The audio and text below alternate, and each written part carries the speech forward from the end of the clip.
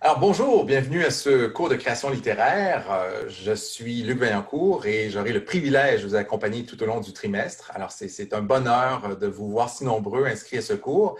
Ça faisait longtemps en fait que j'avais pas eu autant d'étudiants et avant le début du trimestre, on s'inquiétait beaucoup des inscriptions. On s'inquiétait du nombre. Je pense que au milieu de l'été, c'était à 15 pour ce cours. Et je me disais, je me résignais à l'idée que j'allais donner peut-être le cours à seulement une quinzaine de personnes, ce qui ne s'est jamais fait auparavant. Mais voilà que les inscriptions sont arrivées, se sont effectuées dans les dernières semaines. Et nous voici 36, 38, je pense, pour ce cours, ce qui est vraiment inattendu. Et j'espère vous garder tous et toutes avec moi jusqu'au bout. Je sais que ce n'est pas un cadre idéal, je sais que c'est intimidant un peu comme formule. Et pour de la création, a fortiori, c'est vraiment pas idéal, c'est vraiment pas stimulant. Mais je vais essayer de déployer un maximum d'énergie, d'efforts pour rendre ça stimulant, amusant, ludique le plus possible pour qu'on puisse compenser pour ces difficultés techniques qui vont se produire pour vous comme pour moi. Il va y avoir des ratés, il va y avoir des problèmes avec la connexion, la caméra qui fluctue parfois, qui s'allume, qui s'éteint mystérieusement, le son qui se perd. Ça arrive à tout le monde, mais on surmonte assez rapidement ces petits ennuis. On va se familiariser avec l'appareil, l'équipement. Moi aussi, j'ai des choses à apprendre encore sur le partage d'écran, sur comment optimiser l'enregistrement de manière à ce que ce soit agréable à suivre par la suite en différé. Et on va se faire confiance. Il y a des ressources très nombreuses à l'université comme sur le web qui expliquent comment configurer son micro comme il faut, par exemple, le son, faire des tests avant de commencer. Si vous avez des petits problèmes, n'hésitez pas à aller voir ces ressources ou à consulter, à demander de l'aide à l'université. Il y a des personnes vraiment très, très ferrées en la matière qui pourront vous éclairer. Alors, on aura donc ce support technique pour nous accompagner tout du long. Et on se donne le droit à l'erreur. Ça se pourrait que des fois, ça accroche, mais c'est pas plus grave que ça. C'est pas le mode qu'on avait choisi, vous et moi. Moi, comme professeur, vous, comme étudiant, vous inscrivant à l'université, c'est pas ce que vous aviez prévu, mais on doit faire avec. Et on va essayer de tirer le meilleur parti de cette situation. Contre mauvaise fortune, on va faire bon cœur, comme dit l'adage. Alors, j'ai un petit rituel depuis bientôt 20 ans que je donne ce cours de création littéraire. Je commence toujours par un topo qui exprime en fait mon sentiment d'imposture par rapport à ce cours. Il faut que je vous le dise, là, et c'est une confidence que je vous fais, et c'est la 12e fois que je m'autorise à le faire, là. J'ai un vaste sentiment d'imposture par rapport à cette fonction de professeur de création. Et je veux vous expliquer un peu aujourd'hui, dans cette première rencontre, en même temps qu'on va présenter le plan de cours, pourquoi j'ai ce sentiment-là et comment ça m'est venu. Et j'avais l'habitude, donc, depuis le début de ma carrière, de commencer mon cours en essayant de diminuer le plus possible les attentes des étudiants. Mais ce faisant, je me trouvais à démoraliser un certain nombre. Je me disais, c'est pas plus grave parce que je vais les rattraper après et de toute manière, le cours est obligatoire. Donc, ils ne peuvent pas vraiment abandonner en se disant, ben, je reprendrai une autre fois avec quelqu'un d'autre. C'est toujours moi qui le donne. Alors, vous allez être coincé avec moi à nouveau. Mais je me suis fait dire, et dans les évaluations, ça paraissait, prof très sympathique, mais son premier cours, c'est vraiment vache de nous dire que la création littéraire ne s'enseigne pas et de nous démoraliser d'emblée. Alors, je comprends, je le reçois très bien. Et je comprends aujourd'hui, je réalise qu'on n'a pas nécessairement compris ce que j'essayais de faire à travers ça. C'était un jeu rhétorique qui consistait à diminuer le plus possible les attentes par rapport à ce cours-là, parce qu'on arrive, on s'inscrit en création littéraire, puis on s'imagine que tout va se faire tout seul ou à peu près, qu'on va apprendre les trucs du métier, les rudiments, et qu'on va devenir un super écrivain nécessairement. Et je voulais relativiser un peu cette perspective. Mais ça tenait beaucoup, et vous allez voir, vous allez comprendre, à cette idée que j'avais, moi, personnellement, de ne pas être l'homme de la situation, de ne pas être la personne idéale pour ce type d'enseignement à cause de mon parcours personnel, justement, que je vais vous exposer, mais avec des bémols, en essayant de ne pas vous démoraliser aujourd'hui. On a besoin de notre motivation pour cette session virtuelle. On a besoin d'être vraiment convaincu que tout ça a un sens, que tout ça va servir à quelque chose. Et pour vous mettre dans le bain, j'ai pensé commencer par une petite présentation PowerPoint qui m'apparaît intéressante parce qu'elle vous présente différents étudiants, différents écrivains qui ont suivi leur formation chez nous. Alors, je vais partager mon écran ici et vous devriez voir afficher maintenant la présentation PowerPoint. Alors, vous avez donc un certain nombre d'étudiants qui ont fait le cours de création avec moi, notamment, et qui ont suivi une formation à l'UQAC, qui ont fait leur bac au complet. Et je voulais vous les présenter. Alors, portrait d'écrivain, tous diplômés aujourd'hui, tous prolifiques auteurs. À commencer par David Pomerleau. C'est un étudiant qui a fini, je pense, assez récemment, en 2017, son mémoire chez nous. Il l'a fait avec moi, mémoire en création littéraire. Et depuis, il a publié plusieurs romans. Vous avez ici L'île, Violence gratuite. Et puis l'autre, j'ai de la misère à lire, là, c'est un peu petit sur mon écran. Mais voici. La pérennité de l'orpheline. Ah, merci. Titre singulier, hein? Pérennité de l'orpheline, c'est pas évident, mais c'est intriguant certainement. Il donne dans le polar. Alors, voici quelqu'un qui s'est inscrit, comme vous, à ce cours.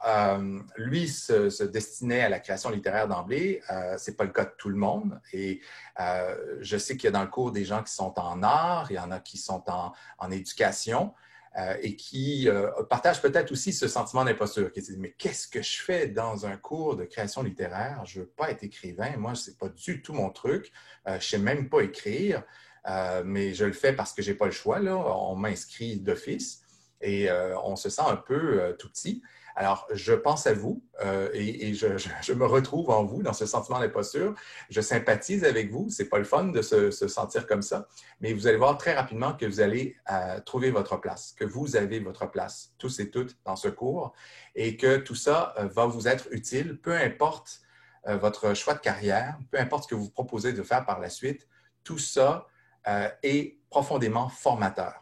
L'expérience que vous allez pouvoir acquérir dans ce cours et dans le programme, si par la suite vous suivez d'autres cours de création littéraire, c'est vraiment quelque chose d'utile à tous et à toutes.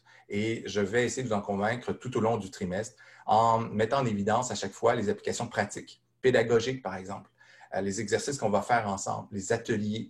C'est des trucs que vous allez pouvoir utiliser peut-être dans votre métier d'enseignant plus tard.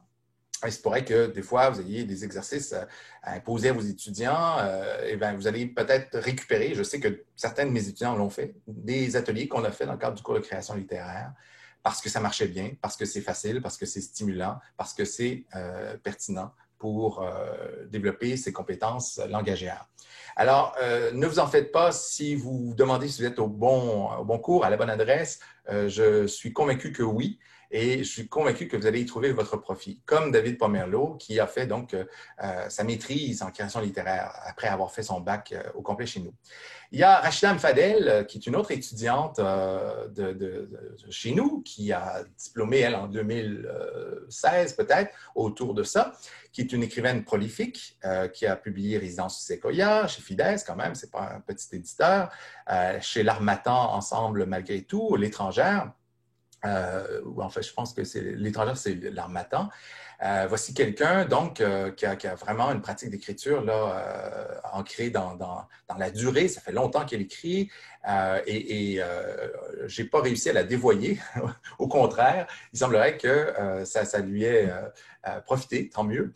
Je suis très content de ça, je suis très fier d'elle. Elle a fait sa maîtrise avec moi, son mémoire de création avec moi. En fait, c'était Résidence Séquoia. Essentiellement, c'est une partie de son travail. Mylène Bouchard, que vous connaissez peut-être, a aussi étudié chez nous. Elle est maintenant éditrice et autrice à la Peuplade, maison d'édition régionale vraiment qui connaît un succès extraordinaire. Là. Ils sont partout. Maintenant, ils ont étendu leur empire jusqu'en Europe, avec des belles collaborations avec des maisons d'édition prestigieuses comme Gallimard, qui publient aussi des auteurs de chez nous. Alors, c'est vraiment un success story extraordinaire. Je suis très fier de l'avoir eu dans mes cours, à telle enseigne qu'il m'arrive souvent de l'inviter comme conférencière pour venir vous rencontrer puis vous parler de son métier d'éditrice, mais aussi d'autrice, parce qu'elle est l'auteure de La Garçonnière, entre autres. Ma guerre sera avec toi, L'imparfaite amitié, qu'elle a publié dans les dernières années. Donc, on n'attend pas, après ses études en littérature, on n'attend pas nécessairement 15 ans avant de commencer sa carrière. Il y en a qui commencent tout de suite, même pendant, et ça débouche parfois assez rapidement. Un autre écrivain dont je suis très fier, c'est Jean-François Caron, que j'ai eu il y a plus longtemps, celui-là. Je pense qu'il a terminé en 2010 et qui a publié des poésies d'abord, Nos échoueries, mais aussi des romans, et un en particulier qui est très, très fort, de Bois debout. C'est une plume originale, singulière, fort. C'est quelqu'un qui m'est arrivé un jour avec son mémoire de maîtrise terminé. J'avais eu vent de son plan de travail, j'avais vu l'esquisse de ses chapitres, mais il m'est arrivé comme ça, au bout de 6 mois, avec son mémoire complété, voilà, prêt pour le dépôt. Et je dis, attendez, ça m'étonnerait beaucoup, là. À quoi je sers, moi, si je ne suis pas là pour vous corriger, puis vous guider, vous accompagner dans l'écriture. Et à mon grand désarroi, ma grande surprise, le travail était tellement achevé que c'était à peu près déposable en l'état. Quelques coquilles près, là, c'est quelqu'un vraiment qui a un talent formidable et qui a été capable de livrer un mémoire de maîtrise à peu près sans aide. Alors, je ne peux pas m'attribuer aucun crédit pour ça. Il l'a fait tout seul, son mémoire, ou à peu près. Ça a donné vraiment une belle carrière. C'est quelqu'un qui, aujourd'hui, continue d'écrire, travaille comme libraire pour se donner plus de temps pour écrire. Alors, en fait, c'est dans une bibliothèque maintenant qu'il travaille. Après un parcours assez extraordinaire qu'il a mené au camionnage pendant un certain temps. On pourrait se désoler de ça, dire « Wow, c'est parce qu'il ne trouvait pas à vivre de son écriture. » Oui, peut-être, mais c'est aussi pour sa passion de l'aventure et son goût d'aller voir ailleurs. Alors, le camionnage l'a mené là. Et c'est vraiment un être singulier, extraordinaire que j'aime beaucoup. Et j'aime particulièrement sa prose. Marie-André Gill, étudiante chez nous encore, elle est au doctorat en lettres. Elle fait un doctorat en création, justement, et c'est quelqu'un qui a publié plusieurs recueils, à commencer par Béante, qui a été super bien reçu, Frayé également, Chauffer le dehors, son dernier, son plus récent.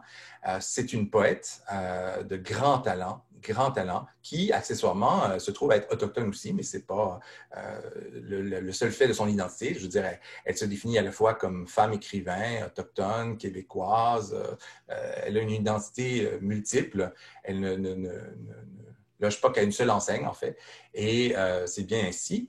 On parle déjà d'elle un peu partout dans le monde. Bon, la revue Nuit Blanche lui a consacré sa une. Et il y a beaucoup d'articles qui ont été écrits déjà sur elle. C'est quand même quelque chose, là. Quelqu'un qui a diplômé chez nous, sur qui on écrit des articles déjà. Et j'ai contribué un peu à ça. J'ai signé avec Paul Cazac un article sur la poésie de Marie-André Gill, vraiment très, très talentueuse. Paul Cazac, justement, c'est un autre étudiant qui est passé chez nous, dont on est très fiers, qui a signé quelques œuvres déjà, L'Extincteur adoptif, Un long soir et plus récemment Ténèbres. Ténèbres fait un tabac d'enfer. Ça se vend partout à travers le monde. C'est déjà en traduction. Paul Cazac a été invité pour des interviews un peu partout en Europe, en Belgique, en France, en Italie, etc. Au Québec, on a parlé de lui abondamment à la radio, et coup de cœur chez Renaud Bré, un peu partout. Vous ne pouvez pas ne pas avoir entendu parler de Ténèbres. Et sinon, vous allez en entendre parler encore dans les prochaines semaines, puisque son ouvrage est au programme. On aura à lire Ténèbres, justement. Et on aura aussi l'insigne honneur de recevoir Paul Cazac pour une rencontre avec vous. Paul Cazac a accepté déjà de venir rencontrer le groupe. On va voir la date tout à l'heure, mais c'est autour du 10 décembre. Et on aura l'occasion donc d'échanger avec lui sur son parcours académique, son parcours professionnel. C'est aussi un éditeur, il travaille à La Peuplade, il fait de la direction d'écrivain. Et en plus, c'est quelqu'un de vraiment formidable que j'ai engagé naguère comme assistant de recherche, comme directeur de la chaire de recherche sur la parole autochtone dont je suis titulaire. C'est un ami aussi et je suis vraiment content de pouvoir vous le présenter. Je pense que c'est pertinent pour vous de rencontrer des écrivains, mais aussi des éditeurs et de pouvoir leur poser des questions. La rencontre, effectivement, Rosalie, aura lieu sur Zoom. C'est un peu triste, mais en temps de pandémie, il faut passer par là. Mais il se rendra disponible pour les quelques 2 heures là, que dureront la rencontre et pourra répondre à vos questions. Pour les séances de dédicace, je ne sais pas comment on va procéder, mais on trouvera un moyen. Ça pourrait être sympathique. Un autre commentaire. Oui, d'accord. Alors, j'enchaîne avec la prochaine diapositive. Il y a d'autres étudiants qui sont passés par chez nous et les gens ne les associent pas nécessairement à la création littéraire, mais ce sont des esprits originaux tout à fait particuliers, comme Joël Martel, qui est un phénomène médiatique sur le web, à tout le moins. Vous ne pouvez pas aller sur Facebook sans tomber sur une connerie de Joël Martel. Et moi, ça me fait beaucoup rire ce que fait Joël. Joël était dans la première classe, le premier cours que j'ai donné à l'UQAC. Et il s'est démarqué d'emblée par sa folie et sa joie de vivre assez communicatrice. Et j'aime beaucoup ce qu'il fait, ses vidéos absurdes sur YouTube, sur le web, sur Facebook, ses disques, ses chansons, parce qu'il est aussi chanteur, si on peut dire. Et il est aussi chroniqueur au quotidien. Vous le lisez peut-être une fois de temps en temps, au moins une fois par semaine, dans sa chronique du quotidien. C'est pour montrer qu'il y a d'autres métiers d'écriture qu'écrivain. On peut aussi devenir chroniqueur, on peut aussi devenir journaliste. Et on peut très bien avoir fait des études en littérature plutôt qu'en journalisme et aboutir quand même dans ces médias écrits. Sur le web, il a été directeur du Voir Saguenay pendant longtemps, avant Jean-François Caron. Donc, il a œuvré dans le milieu du journalisme aussi.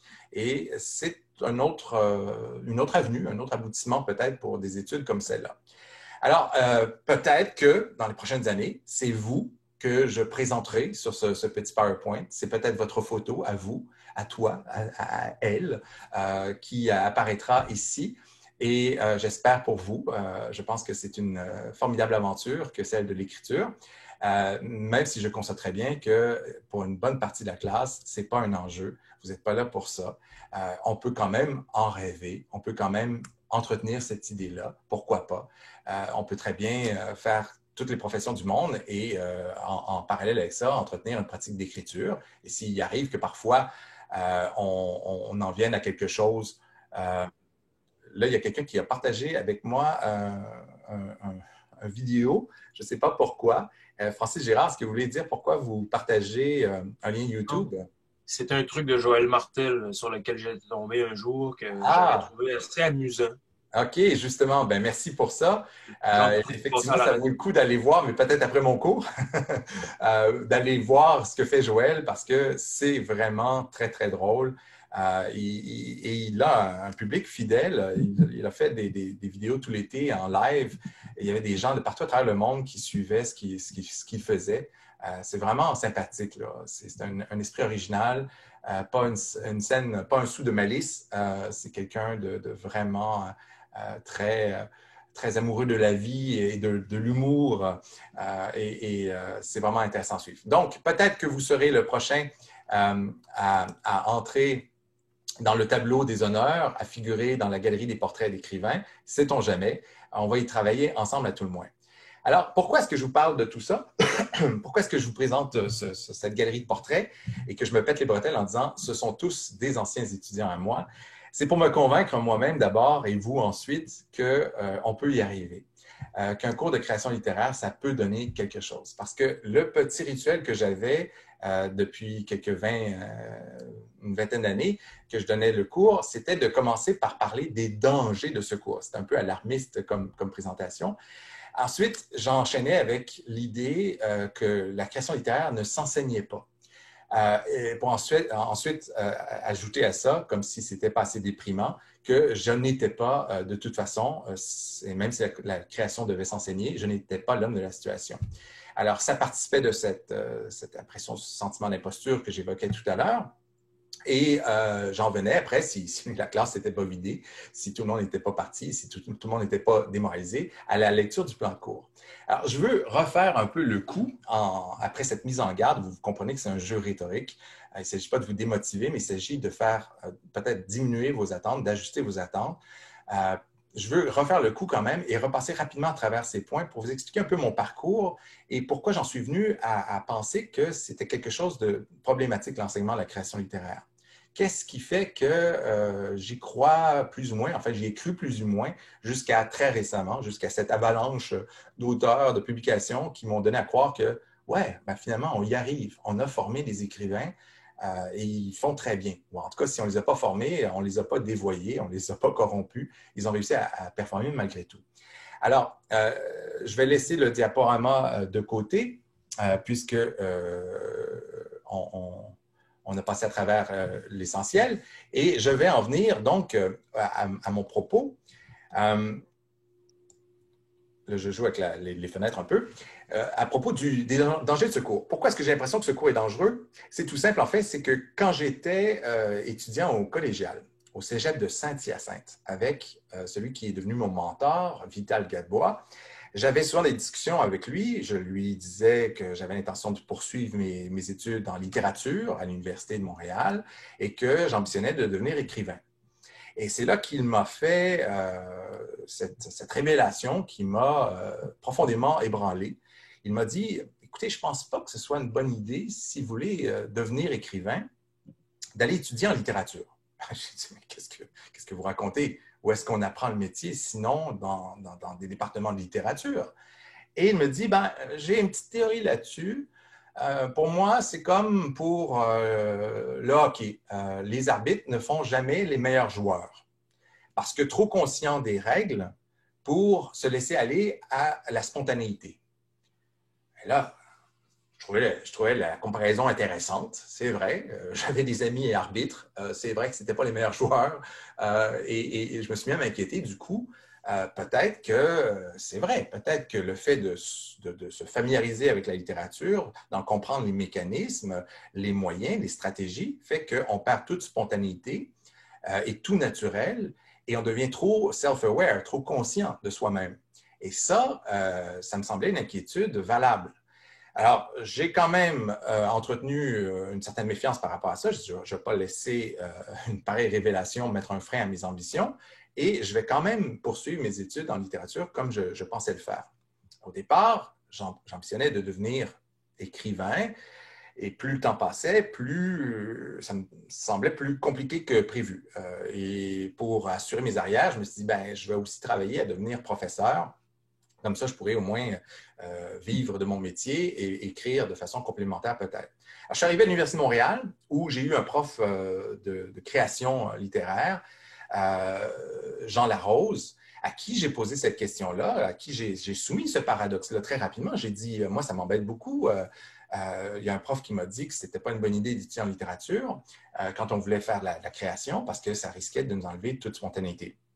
Je lui pose la question devant un auditorium de 200 personnes. C'était très intimidant à l'Université de Montréal. Il fallait se lever puis parler d'une voix forte pour être entendu. Le prof enseignait au micro.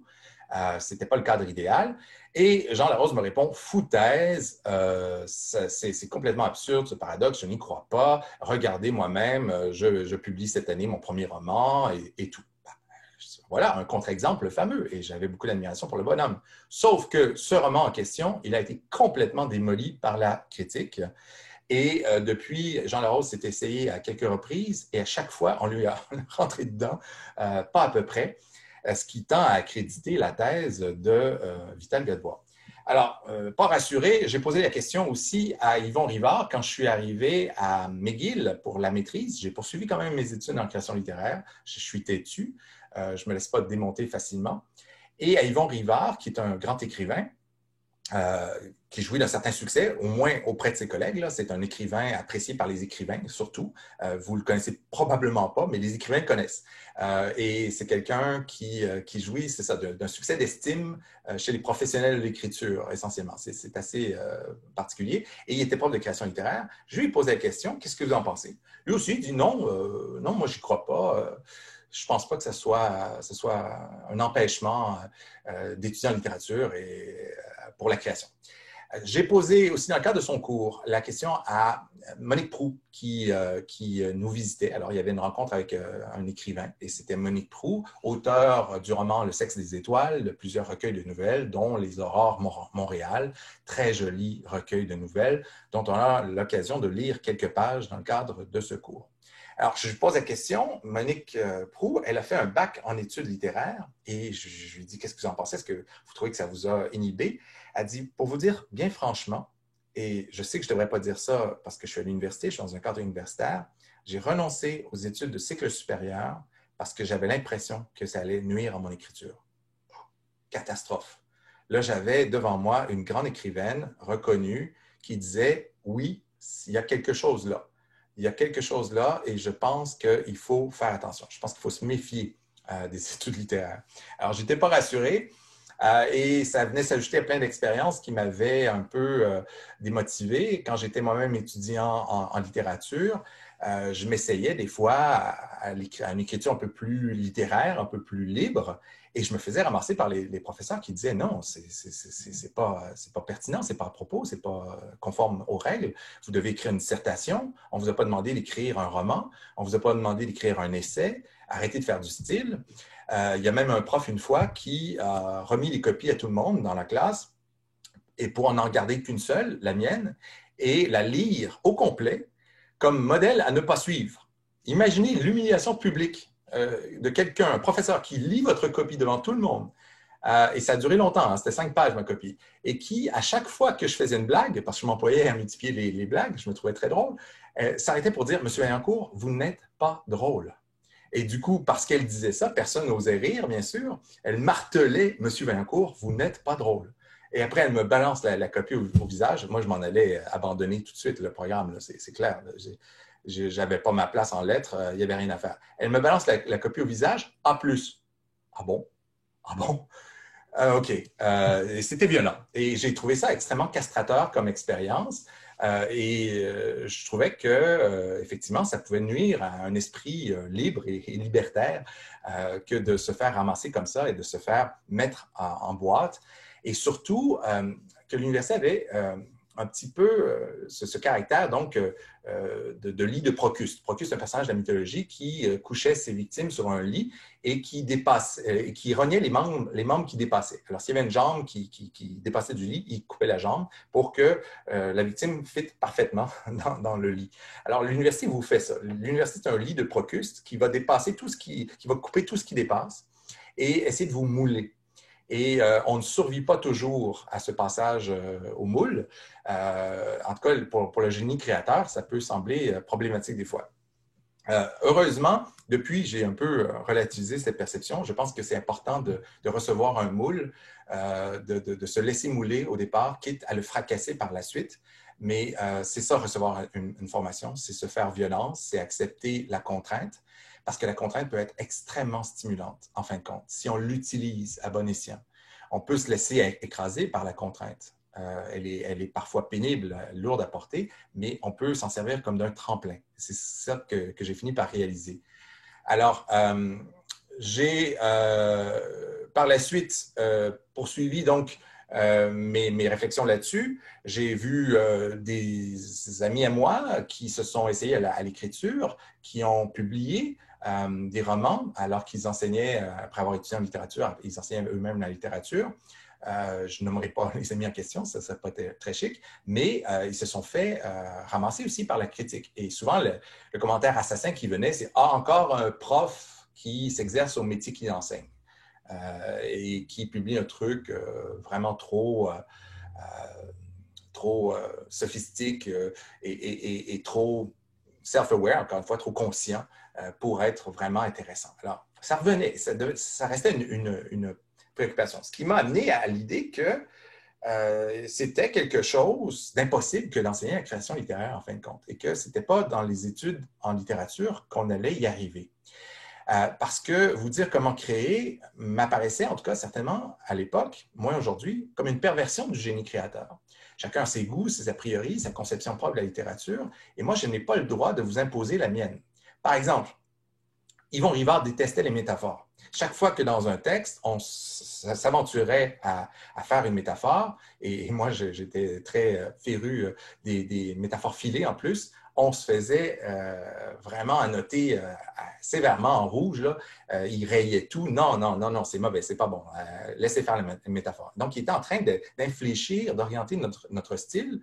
Et de quel droit? De quel droit? Ce n'est pas parce que lui n'aime pas les figures de style qu'on n'a pas le droit de les utiliser. Alors, il y a quelque chose là qui coince et qui est problématique pour un prof de littérature. Quelles sont les limites que je ne dois pas dépasser? Je dois vous aider à évoluer dans votre style, dans votre écriture, mais qu'est-ce que je peux vous dire qui ne sera pas castrateur, qui ne sera pas finalement vous imposer mes valeurs stylistiques, ma conception du genre?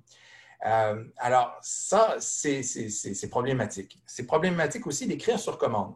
L'inspiration, ça ne vient pas tout seul, ça ne vient pas quand on veut. C'est une disposition de l'esprit qui échappe à tout contrôle.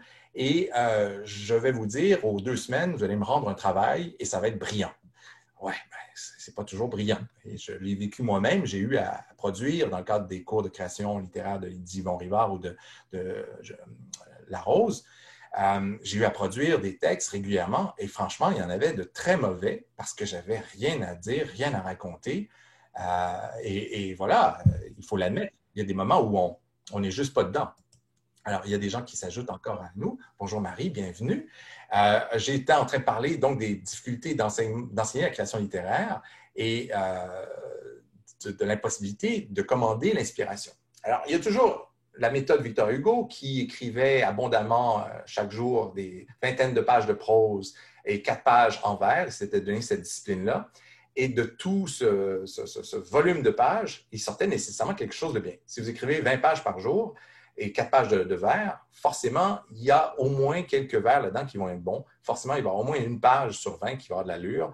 Et au volume, on finit par arriver à quelque chose. Mais ce n'est pas quelque chose d'évident.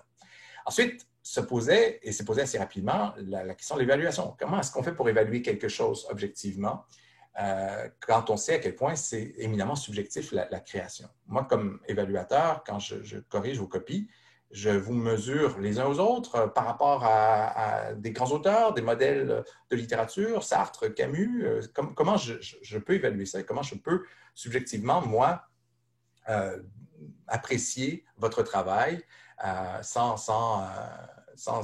être injuste, en fait. C'est pas évident. Et c'est quelque chose qui demeure problématique pour moi, même après tant d'années. Dans mon petit laïus que je présentais depuis près de 20 ans, et qui avait pour but donc de diminuer les attentes, je vous l'ai dit tout à l'heure, il y avait un 3e point où je disais, et même si la création littéraire s'enseignait, ce dont je doutais à l'époque, pourquoi ce professeur pense-t-il qu'il est le dernier à qui on devrait confier pareille tâche? Et là, j'expliquais à ce point le paradoxe de Gadebois, comment mon professeur m'avait un peu démotivé au départ.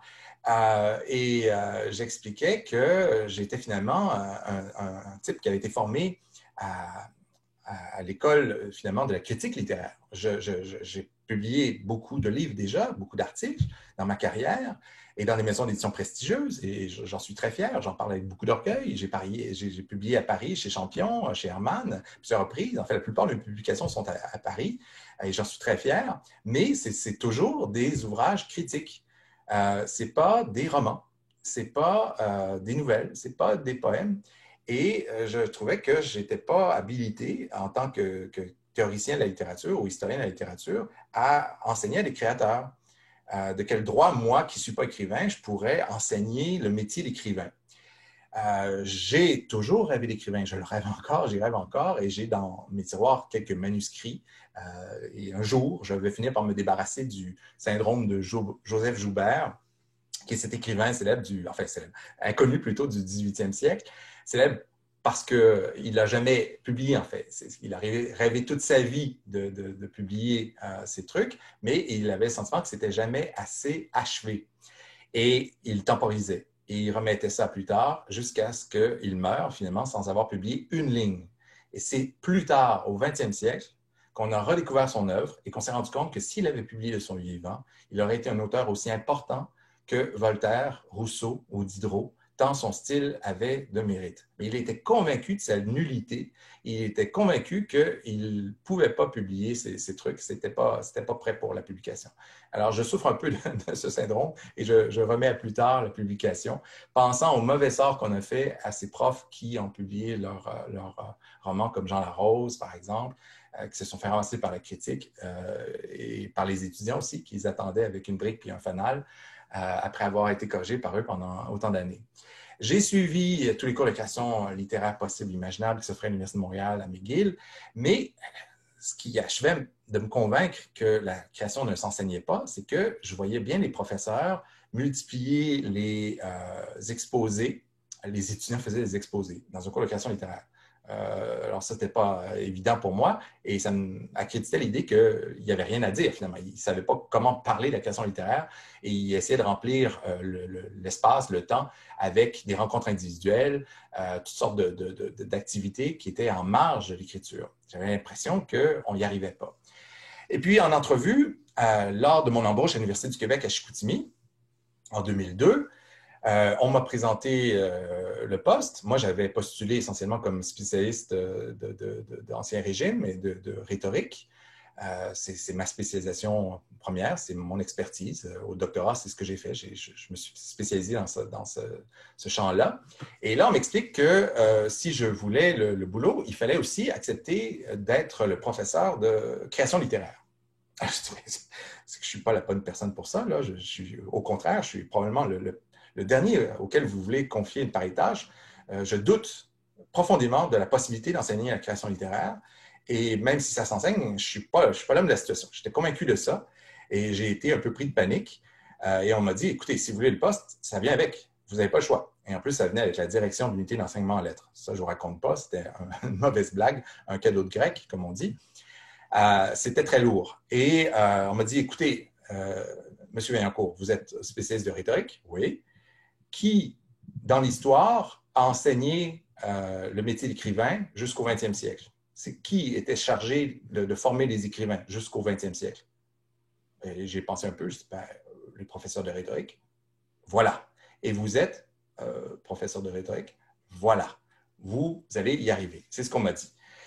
J'ai conservé mes doutes néanmoins jusqu'à ce que, après toutes ces années, je vois mes étudiants réussir à faire leur chemin à travers tout ça, à en tirer profit, à faire leur miel de ces éléments qui peuvent sembler problématiques, inhibants, des obstacles même à la création, mais qui finalement s'avèrent des tremplins. Et me voilà aujourd'hui à peu près convaincu du contraire. Certainement, le talent ne s'enseigne pas. Je ne pourrais pas vous montrer grand-chose si vous avez zéro disposition pour l'écriture, vous n'êtes même pas intéressé par la chose et que vous n'avez pas ce petit feu sacré qui brûle chez certains. Mais il y a des techniques qui s'enseignent cependant. Alors pourquoi il ne faut pas abandonner ce cours? D'abord, je vous l'ai dit tout à l'heure, c'est un cours obligatoire. Vous n'avez pas le choix. Et si vous l'abandonnez, vous allez retomber sur moi l'année prochaine. Donc, ce n'est pas une bonne idée. Et si la création littéraire ne s'enseigne pas, ou en fait, si le talent ne s'enseigne pas, certainement la rigueur s'apprend. À force de travail, à force d'exercice, on peut développer vraiment son style. On peut développer des compétences au niveau de la structuration du récit, au niveau des procédés rhétoriques, stylistiques. On peut vraiment cultiver des aspects de son écriture. J'en suis profondément convaincu maintenant pour avoir accompagné assez d'étudiants dans le processus. Et parce que aussi, si je ne suis pas le modèle d'écrivain que j'aurais voulu être, que je croyais nécessaire pour un tel cours, ma formation critique n'est pas nécessairement non plus un handicap, dans la mesure où, en tant que critique littéraire, je sais lire et je suis capable, dans un texte, de voir ce qui marche et ce qui ne marche pas. Et je peux expliquer pourquoi.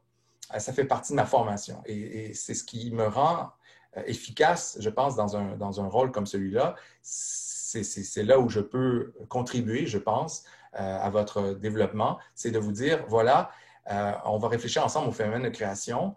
Je vais vous orienter vers des lectures fécondes. Je vais vous indiquer ce qui fonctionne, ce qui risque de ne pas fonctionner dans un texte, parce que ça, c'est dans mon champ de compétences. Ça c'est un domaine que je maîtrise. Alors, si la création littéraire ne s'enseigne pas, certainement la chance d'avoir une rétroaction immédiate sur ces productions est quelque chose d'inestimable. C'est vraiment un atout d'avoir un lecteur attentif, dévoué, qui va non seulement regarder là, ce qui se passe au niveau langagier, syntaxique et tout, mais aussi au niveau du sens, de l'émotion, des procédés employés, déployés, les enjeux du texte. Alors ça, c'est très utile. Et pour toute personne, la direction littéraire est vraiment un atout si on veut aboutir un jour à publier chez un éditeur. Et souvent, les manuscrits, d'ailleurs, qu'on envoie à un éditeur, s'ils sont acceptés, vont être confiés par la suite à un directeur littéraire, où vous allez avoir quelqu'un qui va faire un peu le travail que je fais, de vous lire, de vous corriger, de vous inviter à travailler tel élément de votre style pour s'assurer qu'on tire le meilleur parti de votre écriture. Alors, voilà ce qui m'amène, après de longs détours, à vous dire qu'ensemble, on va y arriver. Ensemble, peu importe ce que vous espérez de ce cours, on va trouver le moyen de le rendre intéressant et pertinent. Que vous pensiez ou non à devenir écrivain, c'est indifférent. Je pense que vous allez y trouver votre profit néanmoins, de toutes sortes de manières et de manière inattendue aussi. Alors là, on est à l'étape où on doit lire le plan de cours et je réalise que je ne l'ai pas nécessairement sous les yeux. Je pense que c'est ici. OK. Alors, je vais partager le plan de cours avec vous, si vous voulez bien. Juste une question, Luc. Oui, allez-y. C'est quoi le métaphore filée? Métaphore filée, c'est une métaphore qu'on étire. Si, par exemple, je dis que cet homme est un tigre et que je poursuis oui, OK. en évoquant plein d'aspects Il est féroce. Il est féroce, il est carnassier, il a les dents longues. Alors là, je file la métaphore. OK, d'accord. C'est dans ce sens-là qu'il faut l'entendre. Alors, voilà, je vais partager maintenant le plan de cours, si je le retrouve. Je ne l'ai pas encore ouvert. OK, ici, je vais enlever le volet d'affichage. Je vous demanderai dans 2 secondes si vous voyez bien le fichier en question. Attendez un peu.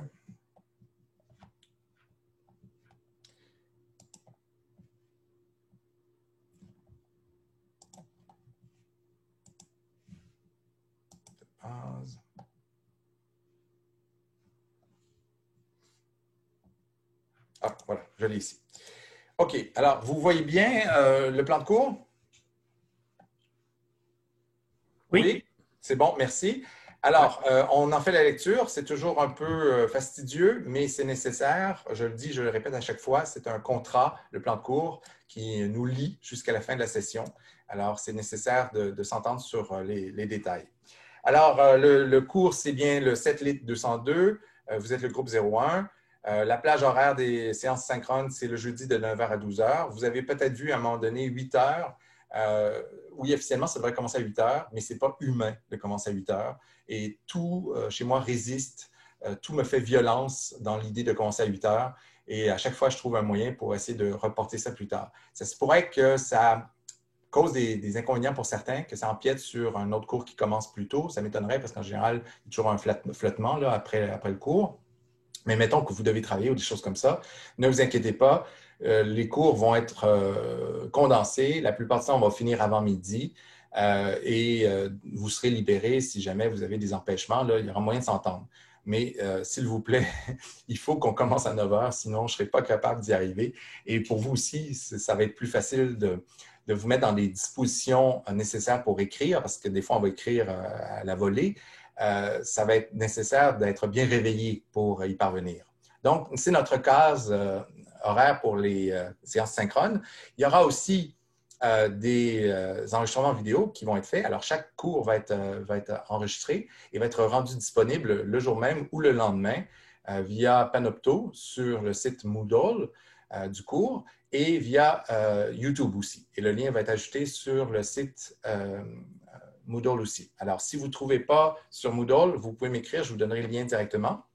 Vous pourrez alors vous abonner à ma chaîne YouTube et retrouver de semaine en semaine les différentes vidéos du cours. Alors, mon bureau, c'est le P4 1140, mais je n'y serai pas souvent. ce trimestre à cause des circonstances que vous connaissez et aussi parce que j'ai fait le pari du tout virtuel. Alors, même les rencontres de 13h à 16h et le 13h à 16h le jeudi et mercredi vont se faire via Zoom ou Skype ou le logiciel de votre choix. Je serai heureux de vous appeler aussi si vous me donnez un numéro de téléphone, une plage horaire, volontiers. Je préfère les rencontres téléphoniques ou Zoom plutôt que les courriels, les échanges de courriels, parce que je reçois un volume astronomique de courriels, plus de 60 courriels par jour, je ne vous mens pas, dans différents comptes courriels, et la plupart demandent des réponses. Alors, imaginez quand quelqu'un m'écrit un long courriel, à quel point ça devient lourd pour moi si j'en ai 50 comme ça. Alors, privilégiez plutôt ce mode de solliciter un entretien, sauf si c'est pour une question rapide, je peux vous répondre assez rapidement, mais idéalement, on évite d'abuser donc du courriel. Vous avez la table des matières ici, avec la description du cours dans le détail. On va reprendre point à point ces éléments du menu. Description du professeur. Bon, il y en a parmi vous qui étaient là hier, je ne veux pas tout refaire, mais grosso modo, ce qu'on dit ici, c'est que je suis professeur titulaire à l'Université du Québec à Chicoutimi, où j'enseigne l'histoire littéraire, la création et la rhétorique, vous le savez maintenant, que j'ai travaillé sur différents projets d'histoire littéraire, que j'ai publié à Paris avec beaucoup d'orgueil. Alors voilà, vous savez tout. Et que, accessoirement, je suis aussi titulaire de la chaire de recherche sur la parole autochtone. C'est une fascination que j'ai pour l'éloquence, donc, extraordinaire des Autochtones depuis les premiers contacts jusqu'à aujourd'hui. On a remarqué qu'il y avait une tradition orale très forte que j'entends étudier et valoriser à travers mes travaux. Alors, c'est une passion personnelle que j'ai qui a partie liée avec ma formation de rhétorique. L'identification du cours. Ce cours de création littéraire est obligatoire pour l'ensemble des programmes de premier cycle de l'unité d'enseignement en études littéraires, ainsi que pour la formation des futurs enseignants en éducation, profil français. Il ne dépend d'aucun préalable. Vous n'avez pas besoin d'avoir suivi des cours avant pour vous inscrire à ce cours. Il est obligatoire, donc, et certains sont ici parmi nous par dépit. Vous n'avez pas le choix et vous êtes probablement terrifié et vous vous dites, mais qu'est-ce que je fais dans ce cours? Et plus je parle, plus ça s'aggrave. Mais à cela, je veux dire, rassurez-vous, vous êtes à votre place et vous allez y prendre plaisir, malgré vous peut-être, par devers vous. Vous serez les premiers surpris. Mais vous allez voir que ça peut être très amusant et je fais tout pour travailler avec vous dans la ouate. Je fais tout pour que ça ne soit pas intimidant, pour que vous ne soyez pas éprouvé comme j'ai pu l'être en me faisant ramasser devant la classe là, et fustiger et faire l'objet de commentaires assassins. Je fais tout pour vous épargner ça. Au contraire, j'ai surnommé par le passé ce cours « Gestion d'ego 101 » parce que j'ai eu affaire à des divas qui, par le passé, sont entrés dans mon bureau avec leur copie, claquant sur mon bureau très fort, en plaquant très fort sur le bureau leur copie en disant « je mérite plus que ça, je vaux plus que ça », parce que la note était trop sévère à leurs yeux. Et j'ai compris assez rapidement que les créateurs avaient l'épiderme assez mince en fin de compte. Donc, je fais attention. Quand je corrige plus sévèrement, j'explique pourquoi, j'explique qu'est-ce qui ne va pas, qu'est-ce qu'on peut faire pour amender ça. Et j'essaie d'être juste dans la correction des travaux, de vous donner leur juste surtout, parce que ce n'est pas une bonne idée de dire bravo, bravo si ça ne tient pas la route. Ce n'est pas vous rendre service si je vous dis qu'il n'y a rien à reprendre, tout est beau, continuez comme ça, quand ce n'est pas le cas. Alors, aucun préalable, ça veut dire que vous n'avez pas besoin d'avoir jamais pratiqué la création littéraire non plus pour réussir ce cours. Vous n'avez pas besoin d'avoir étudié en littérature pour réussir ce cours. Les gens en éducation, entre autres, sont souvent nerveux. Ils se disent « Ouais, mais là, c'est pas correct. On n'est pas du même niveau que les littéraires. On n'a pas fait une formation spécialisée au cégep. Et est-ce qu'on ne va pas être désavantagé? » Ne vous en faites pas. Vous ne l'êtes pas. Je ne vous compare pas les uns les autres dans un rapport de rivalité, de compétition. Je ne sais même pas qui est dans quoi quand je corrige des copies. Je ne regarde pas d'où vous venez et vraiment, ce n'est pas important. Et j'ai eu d'excellentes copies de littéraire comme de gens en éducation et je ne fais pas de discrimination et je ne considère pas qu'il y a une différence de niveau. Donc, ne vous en faites pas de complexe là-dessus. Et comme tous ceux qui n'ont jamais créé, vous avez votre place dans ce cours-là, aussi bien que ceux qui ont une expérience déjà de l'écriture. Parce qu'il y en a parmi vous qui ont déjà publié des trucs, qui ont déjà participé à des concours même. C'est tout à fait possible. Et vous allez voir différents niveaux. Et parfois, quand on va présenter ces textes-là, vous allez peut-être être un peu intimidé, dire « je n'écris pas comme ça, moi ». Mais c'est tant mieux, puisqu'on veut être original. On ne veut pas écrire comme les autres. On veut écrire à sa manière, et sa manière en vaut bien d'autres aussi. Et on va apprendre qu'il n'existe pas de hiérarchie dans les styles qui fait qu'un style sophistiqué, élaboré, serait plus valable à mes yeux, à moi, qu'un style simple, dépouillé. Sachez, mes chers amis, que le style le plus simple est souvent plus exigeant que le style le plus sophistiqué. C'est un paradoxe qu'on va explorer ensemble. On va voir que ce n'est pas facile d'écrire simplement, clairement, et qu'il faut valoriser ça tout autant que l'écriture artistique, proustienne même. Alors, description du cours, objectif général aux compétences attendues. Initier aux différentes pratiques d'écriture au moyen d'exercices appropriés.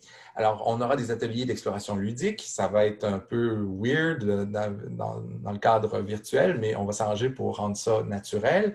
Parce que des fois, il faut écrire des petites compositions, rien de trop long, c'est des 3-4 lignes qu'on écrit comme ça à la volée dans le cadre du cours, rien pour vous assommer, mais on va essayer de s'adapter au cadre virtuel. Et diverses méthodes d'aide à la conception et à la production des compositions littéraires, nouvelles, on va écrire des nouvelles, des dialogues, des essais, des poèmes, et des textes utilisant les ressources expressives de la langue, chansons, publicité, bande dessinée, scénario, ce sont des possibilités. Ce n'est pas ce qu'on va faire assurément, nécessairement, mais pour ceux qui, parmi vous, s'intéressent au cinéma, par exemple, vous êtes en art, ça va être possible de voir des scénarios aussi, d'écrire des scénarios. Parce que ça se pourrait que ce soit ça qui vous intéresse d'abord en création littéraire. Écrire des scénarios de séries télé ou de films, ça pourrait être pertinent pour votre étude. Alors, vous aurez l'occasion de le faire. On va voir plus loin où et quand. Objectif spécifique ou intention éducative, c'est ici, ce qu'on vise, c'est la meilleure connaissance du phénomène littéraire par la pratique de l'écriture et de la lecture. Alors, il y a une question ici. Merci pour les étudiants en certificat de scénarisation, mais c'est bien, c'est Carl qui me remercie. Merci, Carl, de cette reconnaissance. Alors, expérimentation des notions clés de la théorie contemporaine de la littérature. On va parler un peu de théorie, on n'y échappe pas. Même si j'ai dit que la création littéraire ne s'enseignait pas comme telle, il y a quand même des théories qui existent sur la création littéraire et on va en faire état, on va en parler, on va réfléchir sur les différents genres, ce qui les compose, ce qui les caractérise, les enjeux convoqués. Et on va essayer de développer des habiletés scripturales à travers une prise de conscience des contraintes et des effets propres à l'écriture, ainsi que des structures et des modes d'écriture propres à chaque individu, lorsque ceux-ci ont pu, à force de travail et d'attention au langage, être dégagés du lieu commun. Alors, on va s'attacher, dans le cadre de ce cours, à faire preuve d'originalité. Et une des remarques qui revient souvent dans les marges, dans les copies que je vais corriger, c'est attention cliché ou attention lieu commun. Parce que c'est une des valeurs de notre modernité, l'originalité.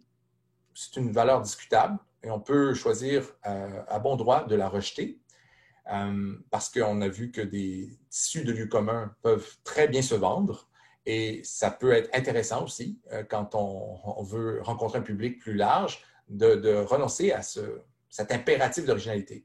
Parce que quand on embrasse le lieu commun, il se trouve que c'est plus facile de rencontrer ses lecteurs. Et ce n'est pas une mauvaise chose non plus. Mais dans le cadre de ce cours de création, en particulier, on va chercher à se détacher du cliché. On va chercher à le subvertir. Il y a d'autres cours où on va embrasser le cliché, où on va essayer de se conformer aux attentes du lectorat, mais pas ici, pas dans celui-là. Et je vous ferai des indications en marge quand j'aurai l'impression que vous êtes en train de refaire ce qui a déjà été fait. Il s'agit de vous amener à agir en tant qu'héritier, critique et interprète d'objets de savoir et de culture. Il y aura tout un volet dans les cours théoriques, si vous voulez, tout un volet culture générale où il sera question d'histoire de la création et où il sera question des grands auteurs du passé qui se sont illustrés dans différentes formes, différents genres. Et là, vous pouvez vous poser la question, est-ce que c'est vraiment pertinent? Je crois que oui. Je crois que oui, c'est pertinent pour situer notre objet, pour se situer nous-mêmes dans notre pratique d'écriture, en regard du genre qu'on épouse. Par exemple, ce n'est pas indifférent de savoir qui est Montaigne et quel était son projet lorsqu'il a inventé l'essai. À la veille de pratiquer soi-même l'essai, ce n'est pas une mauvaise chose de comprendre les circonstances historiques qui ont présidé à sa création. Alors, c'est pour ça que je prends la peine de faire ces petits détours historiques. Et puis, de toute façon, c'est une déformation professionnelle. Je suis historien de la littérature. On ne se refait pas. Il s'agit de montrer à communiquer aussi clairement et correctement à l'oral et à l'écrit dans les divers contextes liés à l'enseignement de la littérature. Alors, s'il y a quelque chose que vous allez sortir de ce cours, que vous allez récupérer de ce cours, c'est une certaine discipline au niveau de l'écriture parce que je vais vous tenser, je vais vous corriger, je vais mettre des codes de correction sur vos copies qui vont vous dire attention syntaxe, attention grammaire, attention accord et je vais vraiment vous inviter à adopter vraiment un style rigoureux, syntaxiquement conforme, grammaticalement conforme aussi. Et ça, c'est profitable pour tout le monde, bien sûr, parce qu'on a intérêt, si on veut réussir ses études, à bien maîtriser son français. Alors, au niveau du contenu, il s'agit d'appréhender donc le phénomène littéraire par l'expérience de l'écriture et de la lecture. Il n'y a rien pour comprendre bien et profondément la littérature que de s'y exercer soi-même. On peut lire toute sa vie sans écrire, mais on ne comprendra jamais à quel point comment ça fonctionne à tout le moins si on ne s'y est pas essayé quelque peu. C'est un exercice que je recommande à tout le monde, d'écrire un jour un poème, une ballade, un sonnet, pour voir comment c'est exigeant, comment c'est difficile de trouver le compte des syllabes exact, de s'assurer que les rimes soient riches et de suivre le schéma de la rime avec des rimes embrassées, alternées, etc. C'est quelque chose de redoutablement efficace qui nous fait apprécier davantage après ça les textes des autres. Quand on reconnaît tout ce travail, on se dit « Oh, wow, la structure ici est vraiment soignée. » Il y a un travail là, maniaque de l'écriture qui nous fait apprécier davantage après ce qu'on lit. Par la pratique, l'étudiant, qu'il projette ou non la réalisation d'une œuvre littéraire, alors que vous ayez l'ambition ou non de devenir écrivain, c'est indifférent, se familiarise en outre avec certaines des notions essentielles touchant à la littérature. Il sera question de texte, d'écriture, de narration, de fiction, d'intertextualité, de scripteur. Ce sont des concepts que vous allez retrouver au cours de vos études en littérature ou même ailleurs, en éducation aussi, en question, en art aussi. Alors, ce sont des concepts qui vont déborder largement le cadre du cours. Certains de ces trucs auront été vus déjà, alors je ne vais pas élaborer. C'est des idées quand même assez basiques qu'on va explorer, des concepts de base, mais c'est indispensable pour notre objet. Pour ce faire, on produit régulièrement des textes qui sont ensuite lus et analysés par l'ensemble du groupe dans une perspective de mise à jour de structure et de mode de signifié personnel que la lecture produite par les autres peut faire apparaître beaucoup plus clairement. À partir de cette objectivation, il peut ensuite procéder à une réécriture de son texte ou poursuivre son entreprise de façon plus maîtrisée. Alors, oui, il y aura beaucoup d'écriture, de travaux à faire, mais je vous le dis tout de suite, quand je l'évoquais tout à l'heure, le fait que vous alliez travailler dans la Watt, ces textes que vous allez présenter seront toujours présentés à la classe à titre anonyme. Je vais retirer les noms avant de distribuer les copies et seuls les auteurs qui voudront déclarer qu'ils sont les signataires de cette copie pourront choisir de leur propre initiative de s'identifier, mais moi, je ne vais pas les identifier. Je ne dirai jamais qui a écrit quoi. Et je vais commenter, sachant très bien qui est l'auteur du texte que je commente. Je vais commenter sans jamais le nommer. Alors, la plupart du temps, je dirais 95% du temps, les auteurs ne s'identifient pas.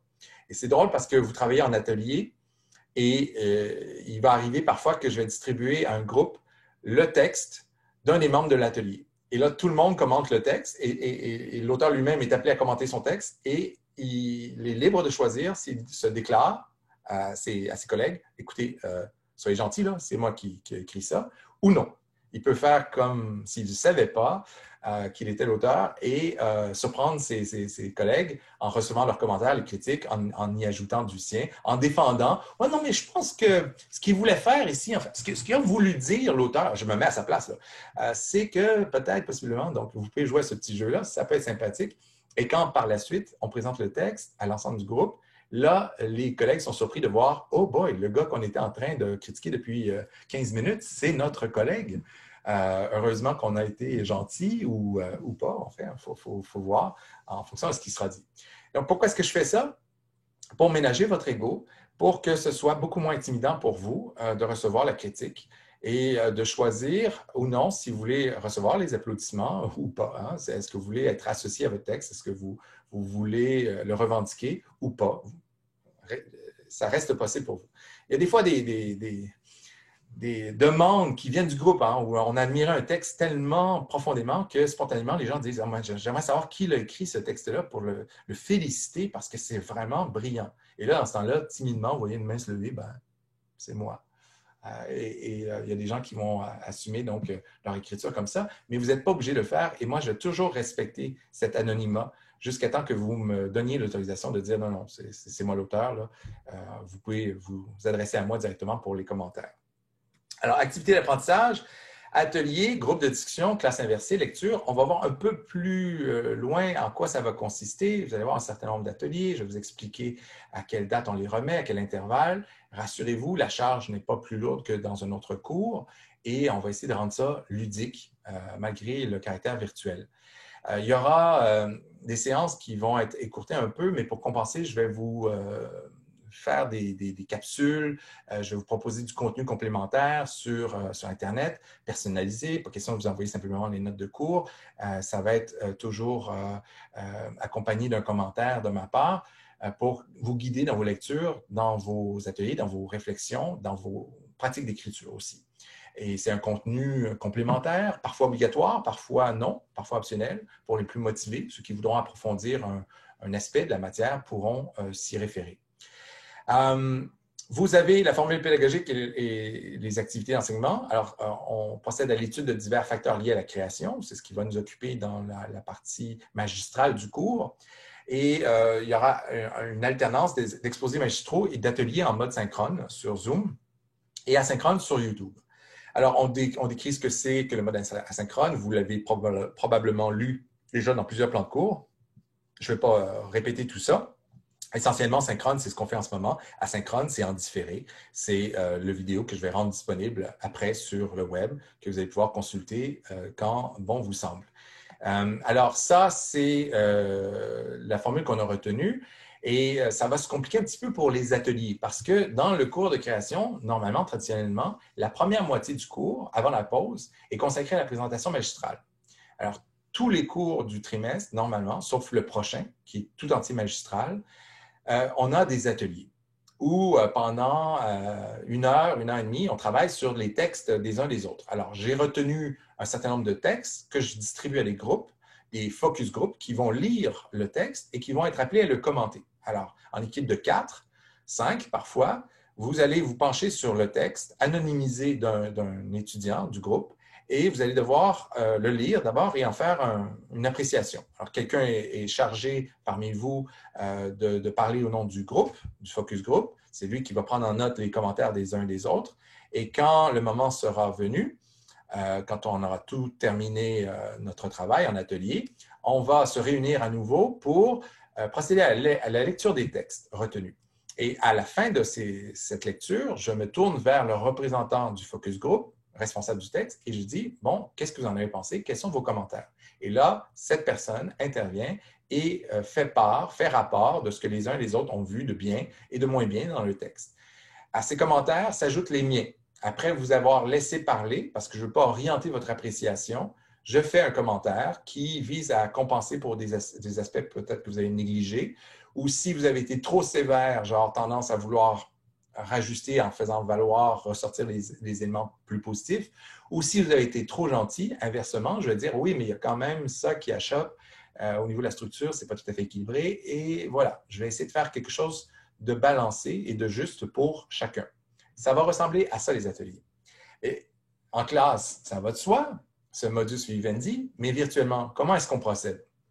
Eh bien, on va devoir expérimenter, mais il existe une formule sur Zoom qui permet à l'hôte, moi en l'occurrence, de téléporter dans une autre salle de classe un certain nombre de participants. Alors, à partir pas de la semaine prochaine, mais dans 2 semaines, Dans la deuxième moitié du cours, je vais prendre 4 personnes et je vais les retirer de la rencontre, de la salle de classe virtuelle, pour les déplacer dans une autre salle. Et ces 4 personnes-là, qui ne se connaissent pas peut-être, vont se retrouver ensemble avec un texte à commenter. Et ils vont travailler ensemble dans cette salle virtuelle à part, laquelle peut être visitée par moi. Alors, je me réserve le droit d'apparaître à l'impromptu pour m'assurer que vous travaillez sérieusement. Alors, je vais faire la tournée des petites salles virtuelles, je vais cogner à votre porte et je vais rentrer pour voir si ça avance bien, si vous avez des questions. Et je vais faire ça pour les différents groupes. Alors, mettons qu'on a 5 textes à commenter. Je vais faire 5 équipes et répartir comme ça dans des salles virtuelles qui ne communiquent pas entre elles, 4 personnes, 5 personnes des fois, qui vont commenter chacun leur texte. Et au terme de ce 15-20 minutes passées à travailler en atelier, en salle virtuelle séparée, je vais tous vous ramener, tous et toutes, en classe, dans la salle principale, où là, on va pouvoir poursuivre notre travail. Il reste à définir certaines modalités. Est-ce qu'on va travailler sur un Google Docs, qu'on annote chacun en ligne? Ça, je ne sais pas encore si ça va être possible ou si ça ne sera pas trop lourd. Parce que mon souci, c'est vraiment de rendre ça amusant, sympathique et léger, le plus léger possible. Alors, peut-être que ça serait plus léger de simplement vous envoyer la copie. Vous l'avez sous les yeux. Vous savez que c'est la copie que vous devez lire, que vous devez commenter. Et vous la notez pour vous sur votre table, sur votre bureau, plutôt que sur un fichier en ligne qui vous fait perdre de fil votre caméra, qui vous fait perdre de fil votre écran Zoom et tout. Peut-être qu'on va essayer de simplifier ça au possible. On va voir. On va se donner le droit d'expérimenter un peu, mais ça va être certainement très ludique, je pense, et ça va nous permettre de faire le travail qu'on aurait fait en classe normalement, en atelier. Alors, ça va commencer dans 2 semaines. On va avoir le temps de s'exercer d'ici là et de bien comprendre en quoi ça consiste, parce que là, j'ai dit ça un peu rapidement. Vous allez peut-être vouloir regarder une vidéo pour vous assurer d'avoir bien compris, mais vous en faites pas, je vais vous expliquer comment ça va fonctionner quand on va être rendu là. Mais il se peut que vous connaissiez déjà des gens dans le cours. Il se peut que vous ayez des amis dans le cours et que vous trouvez l'idée de travailler avec vos amis sympathiques.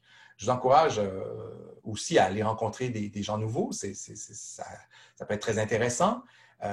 Sachez que dans le cadre de ce cours d'histoire, pas d'histoire littéraire, de création littéraire, il est arrivé par le passé que des couples se forment.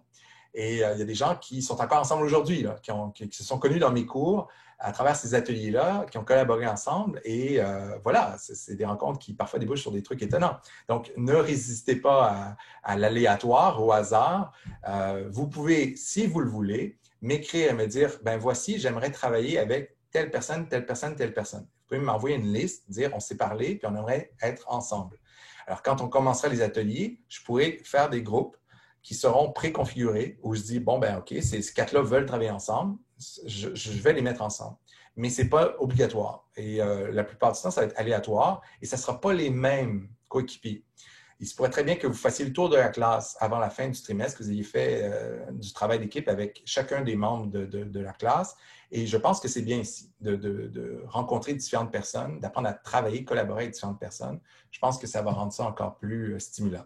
Mais si vous voulez, si vous y tenez, vous êtes avec votre bonne copine, votre bon copain, vous voulez travailler avec lui, vous êtes dans le même programme d'études, ça vous réconforte d'être avec vos pairs, je peux très bien respecter ça et former des équipes en autant que ça ne dépasse pas 4-5 personnes maximum. Alors, modalité de communication et d'encadrement, le professeur se rendra disponible au besoin. C'est ce que je disais tout à l'heure, dans des plages annoncées, mais qui peuvent très bien déborder les heures de disponibilité affichées. C'est-à-dire que si ça ne vous convient vraiment pas le mercredi, jeudi, on peut se rencontrer le vendredi, le lundi, le mardi. On se donne un rendez-vous, puis je vous appelle, et puis voilà, ça peut se faire très, très facilement. On privilégie donc la rencontre ou la rencontre téléphonique ou Zoom plutôt que le courriel parce que je suis plutôt débordé sur ce front.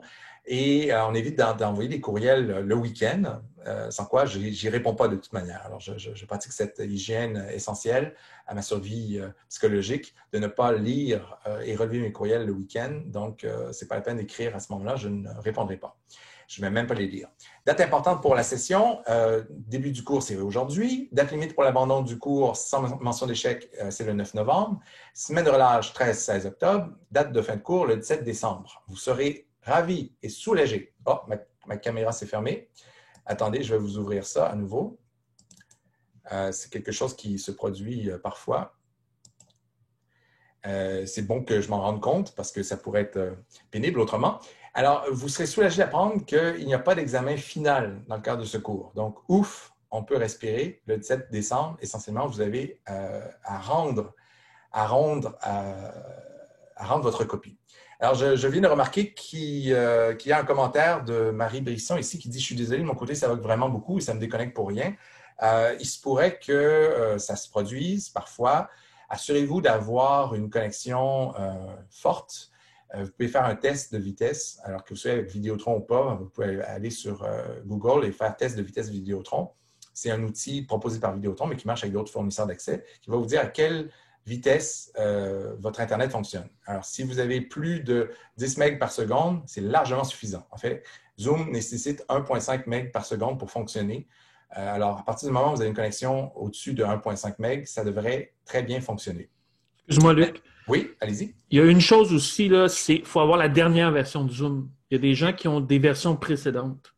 C'est vrai, c'est vrai. Il faut s'assurer d'avoir installé la dernière version parce qu'il y a des options et des fonctionnalités qui n'existent même pas sur les versions antérieures.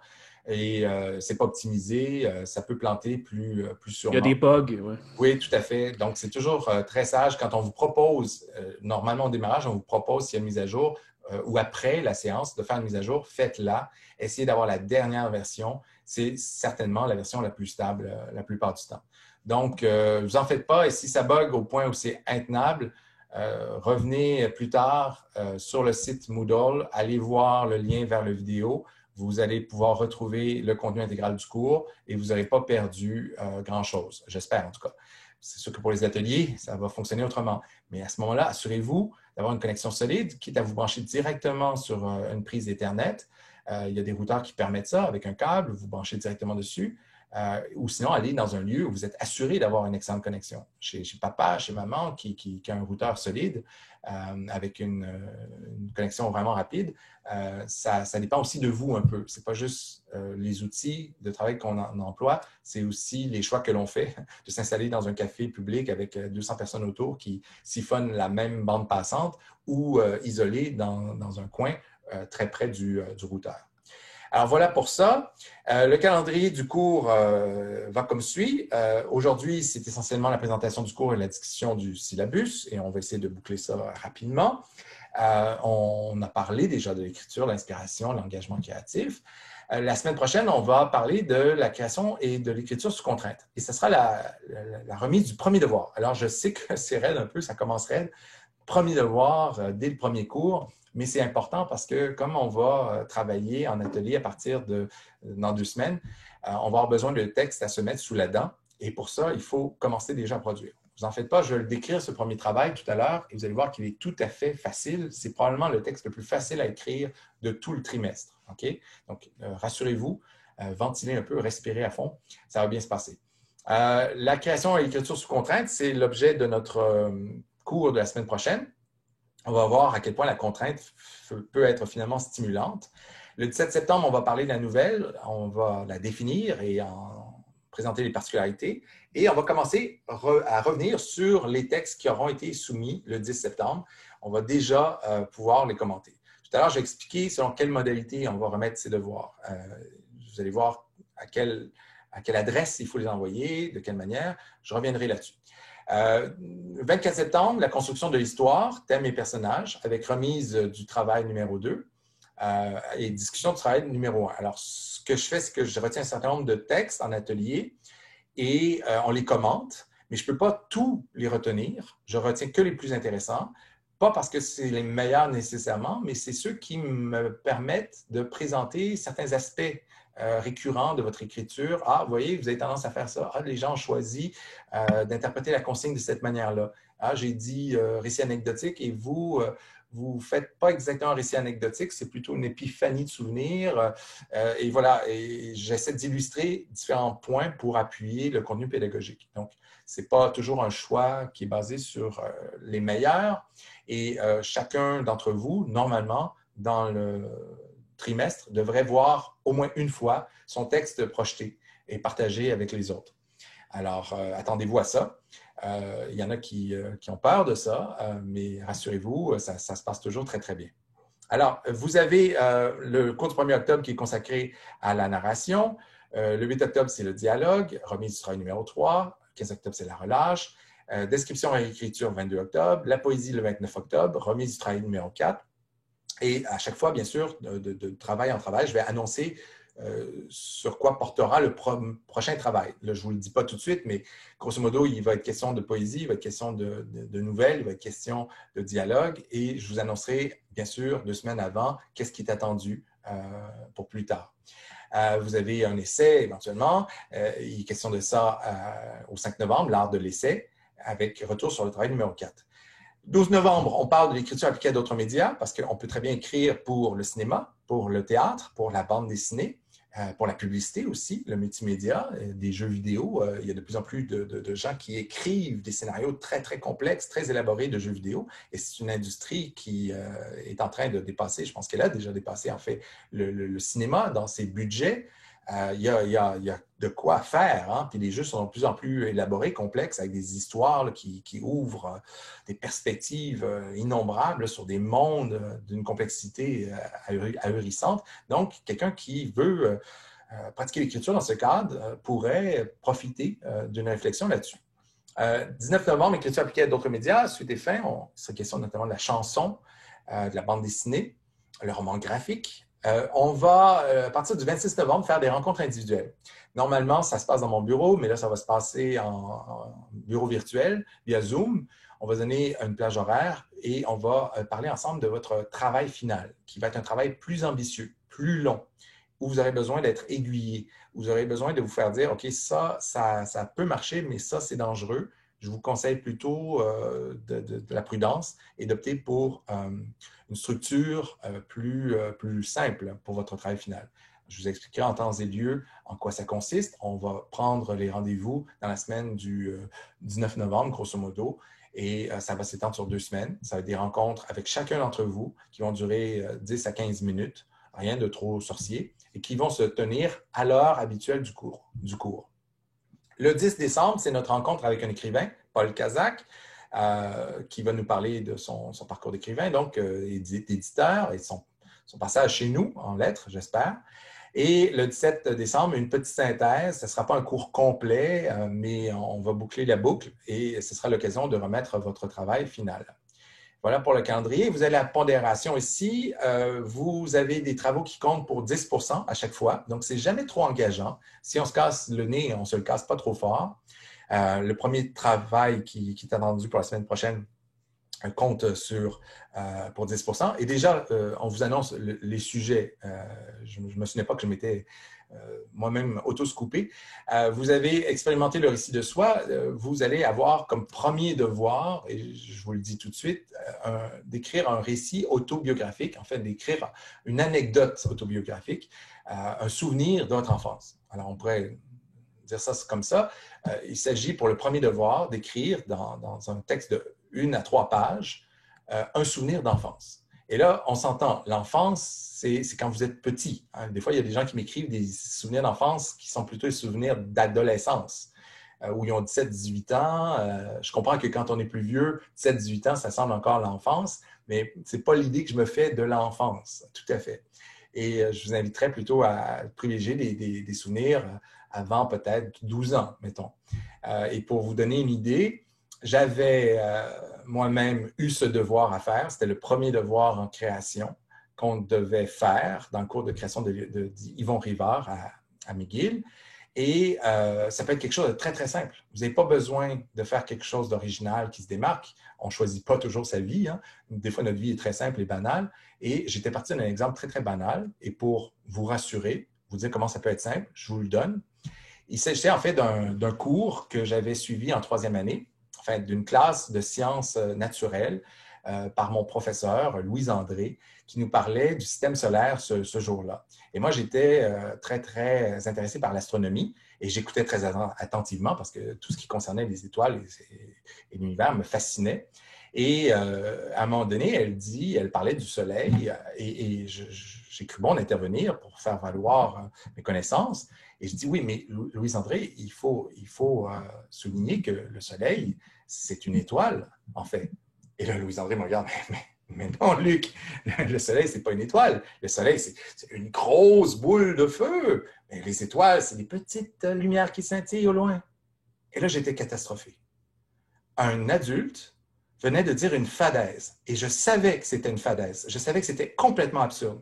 Je l'avais lu pas plus tard que la veille dans mon encyclopédie de l'astronomie. Je savais très bien que le Soleil était une étoile, mais seulement plus près de nous, tout simplement. C'était la même chose. Et là, les gens du groupe autour se moquaient de moi. « Ah, Luc, il pense que le Soleil, c'est une étoile. » Et ils trouvaient ça très drôle. Et je racontais dans mon histoire comment ça m'avait troublé, comment gêné d'avoir été humilié injustement, alors que j'avais raison, ils avaient tous tort. J'étais allé aiguiser mon crayon à l'avant, dans ces tailles crayons manuels qu'on avait à l'époque. Et en revenant, je m'étais enfargé et tombé par terre avec mon crayon qui s'est enfiché dans mon pouce. Et j'ai sur mon pouce une tache qui date de cette époque, du moment où j'ai perdu foi en l'éducation, parce que mon professeur a dit une grosse connerie et que j'ai réalisé qu'elle ne savait pas tout finalement et qu'on ne pouvait même pas se fier à ce qu'elle disait. Et ça, c'était donc la marque que je porte encore, qui est plus ou moins visible maintenant, mais vous ne la verrez pas à l'écran, la marque indélébile de cette crise de la confiance, de la conscience. Et voilà ce que je racontais dans l'histoire. Maintenant, je peux vous dire que c'est vraiment arrivé, le crayon qui s'est fiché dans mon pouce et qui a laissé une tache turquoise. C'est vraiment arrivé. Mais ce n'est pas arrivé ce jour-là nécessairement. Dans mon histoire, j'ai rapproché les deux événements parce que ça donnait plus de relief au récit. Ce qui s'est vraiment produit, c'est Louis-André qui a dit cette énormité. Et ça, j'ai raconté tout à fait comme ça s'est produit. Mais j'ai voulu amalgamer ça à un autre épisode parce que ça donnait du relief à mon récit. Vous avez le droit de le faire. Vous pouvez choisir d'être strictement objectif dans votre compte-rendu et ne pas faire de style. Vous pouvez me faire un compte-rendu vraiment anecdotique de ce que vous avez vécu comme expérience, mais vous pouvez aussi styliser. Et libre à vous, selon votre désir de le faire. Vous n'êtes pas obligé de styliser, vous n'êtes pas obligé d'inventer des choses, mais ça vous appartient. Et vous n'avez pas à nous dire après, ben voilà, ça c'est complètement inventé ou ça c'est vrai. C'est pas grave. Moi, je tiens pour acquis que ce que vous allez me présenter, c'est un récit autobiographique, c'est un souvenir d'enfance. Ça se pourrait qu'il y ait une partie fantasmée. Ça se pourrait que ce soit tout à fait conforme. Je vous raconte au passage un événement traumatique. Une fille avait raconté dans ce premier devoir par le passé comment son père était entré dans la maison un soir avec un fusil et s'était mis à abattre tour à tour chacun des membres de la famille. Et là, on lisait ça, puis on se dit non, non, non, c'est pas vrai, c'est pas vrai. Ça se peut pas que ce soit un souvenir autobiographique. C'est pas vrai. Et oui, c'était effectivement quelque chose qui est arrivé à cette fille et elle racontait ça. Et on voulait croire que c'était pas vrai, mais elle a dit, je vous assure que c'est vrai. Et j'ai même fait une petite recherche parce que je n'arrivais pas à me résoudre à y croire. Et j'ai pu rapidement confirmer qu'à Chicoutimi, cette année-là, celle qu'elle évoquait, il y avait eu un drame familial et toute sa famille, ou presque, avait été assassinée. Alors, vous n'êtes pas obligé de raconter des histoires comme ça être très banal, mais parfois, ça peut prendre un tour dramatique. Et libre à vous de choisir le degré de stylisation. Ça peut être le degré zéro d'écriture, où on ne fait vraiment pas de figures de style, de métaphores, d'effets de relief au niveau de la construction, ou au contraire, vous choisissez d'étoffer davantage, quitte à inventer. Alors, vous êtes libre de le faire, vous faites ce que vous voulez avec ça, puis on va voir ce que ça donne un peu plus tard. Alors, le TP2, expérimenter l'écriture sous contrainte, ça va être dans 3-4 semaines maintenant qu'on va en parler. Vous verrez un petit peu à quoi je veux en venir à partir de la semaine prochaine. TP3, expérimenter la nouvelle. Vous comprenez qu'il s'agira d'écrire une nouvelle. TP4, expérimenter le dialogue. Ça sera un dialogue. TP5, expérimenter la poésie. Et chaque fois, ça compte pour 10 %. avec, bien sûr, les points pour la langue. Bien sûr, vous risquez de perdre des plumes si vous ne faites pas un toilettage orthographique, grammatical serré. Alors, faites attention à ça. Et vous avez finalement le travail final dont on va parler plus longuement le temps venu, qui consiste à s'exercer à une construction plus complexe et qui comportera une partie théorique et une partie pratique qui vise à vous préparer un petit peu à ce qui est attendu à la maîtrise. Quand vous faites un mémoire de maîtrise en création, vous avez une partie théorique et vous avez une partie pratique qu'on essaie de reproduire ici, mais en miniature. Et on va se rencontrer pour vraiment travailler là-dessus ensemble pour que vous ayez une problématique qui tient la route pour s'assurer que tout se passe bien. Il y a 10 des points qui vont être accordés à la participation. Vous comprenez bien que si vous suivez constamment le cours en différé et que vous ne participez pas aux ateliers, vous n'aurez pas vos points pour la participation.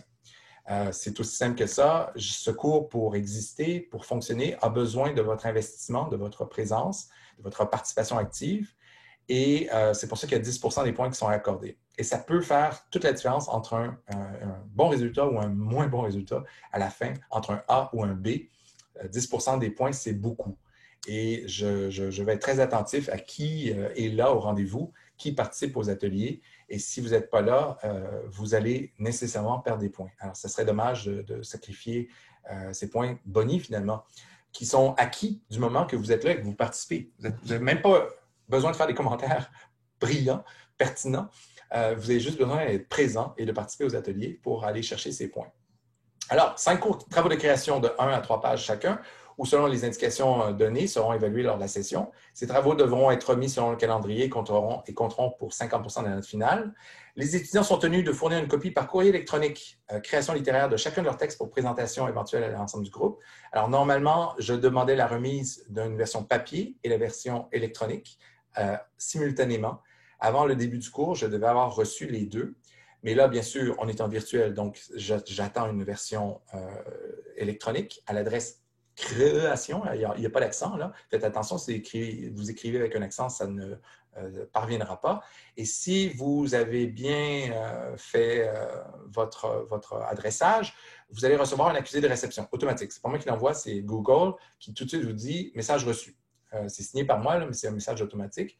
Alors, message reçu. Si vous ne recevez pas cet accusé de réception, c'est sans doute que vous avez employé la mauvaise adresse. Donc, soyez attentifs. Sinon, de toute façon, je vais vous rappeler à l'ordre, je vais vous dire « je n'ai pas reçu votre travail ». Je vais ouvrir sur le site du cours. En fait, je l'ai déjà fait. Un espace pour la remise des travaux. Vous n'êtes pas obligé de passer par le courriel. Vous pourriez aussi très bien remettre vos travaux sur Moodle. Okay? Il va y avoir un espace pour ça. Et si vous n'êtes pas à l'aise avec Moodle, vous pouvez très bien privilégier création littéraire ou faire les deux. Moi, j'aime bien qu'on mette toutes les chances de notre côté que ça fonctionne. Donc, si vous pouvez faire les deux, c'est encore mieux. Je vais les avoir facilement dans mon compte courriel, mais aussi, je pourrais aller les déterrer dans Moodle. Je n'ai jamais fait ça encore sur Moodle. Je ne sais pas comment ça marche. Donc, je ne suis pas sûr que c'est la solution idéale, mais on va voir ce qu'il en est dans les prochaines semaines. Le travail final consiste en un texte littéraire de 5 à 7 pages. Vous voyez, ce n'est pas la mer à boire, accompagné d'une réflexion sur l'écriture de 3 pages. Le sujet du travail sera déterminé avec le professeur lors des rencontres individuelles. Ce travail comptera pour 40 de la note finale. 10 des points sont réservés pour la participation aux exercices effectués en classe. À la mi-session, l'étudiant pourra obtenir le cumulatif de ses résultats. Système de notation, alors c'est le même que d'habitude. Vous avez droit d'auteur et propriété intellectuelle, c'est le même topo que d'habitude. Service offert à l'UQAC. Vous avez différentes ressources qui sont mises à votre disposition. Et n'hésitez pas, si vous avez des problèmes techniques, je pense à Marie Brisson, qui tout à l'heure avait des difficultés, à vous référer au support technique de l'UQAC. Vous y avez droit. Ils peuvent vous aider à débusquer les bugs, à vous expliquer qu'est-ce qui va de travers. Alors, ça peut être une ressource précieuse là, pour vous. Rosalie pose une question. La réflexion 3 pages fait partie du travail final? Oui, effectivement. Quand je dis un travail final au total d'une dizaine de pages, il y a 7 pages consacrées à la création comme telle et 3 pages à la réflexion pour un total de 10 pages. Alors, c'est ça le travail final. Ça a l'air pas trop gros, mais en même temps, vous allez voir que 7 pages, ce n'est pas si facile que ça à écrire. Il faut trouver vraiment un texte, enfin, une idée porteuse. Politique contre le harcèlement et la violence. Celle-là, je ne vais pas passer par-dessus parce que j'y tiens beaucoup. C'est quelque chose que je prends très au sérieux. Il y a eu des cas par le passé d'harcèlement à l'université et qui ont été portés à mon attention. Et c'est quelque chose vraiment qui me tient à cœur, d'assurer un milieu exempt de tout harcèlement, quel qu'il soit. Donc, n'hésitez pas. Ce n'est pas parce que c'est virtuel que ça n'existe pas. Le harcèlement, ça peut très bien se faire virtuellement aussi. N'hésitez pas à me signaler tout problème en ce sens. Voici les principes généraux. L'Université du Québec à Chicoutimi s'est dotée d'une politique afin de prévenir et de faire cesser le harcèlement et la violence. L'Université favorise un milieu propice à la dignité et à l'estime de tous les membres de la communauté. L'Université désavoue toute forme de harcèlement et de violence parce qu'il constitue une atteinte aux droits de la personne. Tous les membres de la communauté universitaire ont droit à un milieu de travail et d'études exempt de harcèlement et de violence. Alors, je faisais la blague hier, je la refais encore. Ce n'est pas parce que je vous donne une mauvaise note que je vous harcèle. Hein. À un moment donné, là, il faut faire la part des choses. Je serai dur avec vous parfois, mais ça ne relève pas nécessairement du harcèlement psychologique. Non, au contraire, vous allez voir, je suis plutôt gentil dans mes commentaires et dans mes évaluations. Application de la politique. Toute forme de harcèlement et de violence est prohibée. Tout membre de la communauté universitaire a le devoir de s'approprier la présente politique et de saisir le comité institutionnel contre le harcèlement et la violence, le responsable du bureau de réception des plaintes ou les personnes ressources de toute situation qui jugent en contravention de la présente politique. Pour en savoir plus, nous vous recommandons les liens suivants. Vous pourrez aller voir le manuel de gestion qui décrit la procédure dans le détail. Voilà pour ça. Exigences de formation. Qualité de communication dans les travaux écrits, la grille générale de correction sera expliquée en début de session, c'est-à-dire que lors de la remise du premier devoir, je vais vous donner la grille de correction. Quel barème est utilisé, quels sont les codes, qu'est-ce que ça veut dire G1, P1, P3, et vous allez voir, ça va devenir transparent. Mégane me demande, allez-vous nous rendre toutes nos copies corrigées et commentées? Oui, effectivement. Vos copies remises par voie électronique vont vous être retournées par voie électronique, commentées, annotées. Je travaille avec un iPad et un stylet qui me permet d'annoter avec ma calligraphie débile d'enfant de troisième année. Je m'excuse par avance, j'écris très mal et encore plus mal avec un stylet sur un écran, mais quand même, c'est déchiffrable. Vous allez avoir vos copies, donc annotées de ma main, qui vont vous être expédiées le jour, 2 semaines après la remise. C'est-à-dire, quand vous me remettez vos copies, je me donne 2 semaines pour les corriger et vous les retournez. Alors, normalement, chacun des devoirs va vous être rendu de cette manière.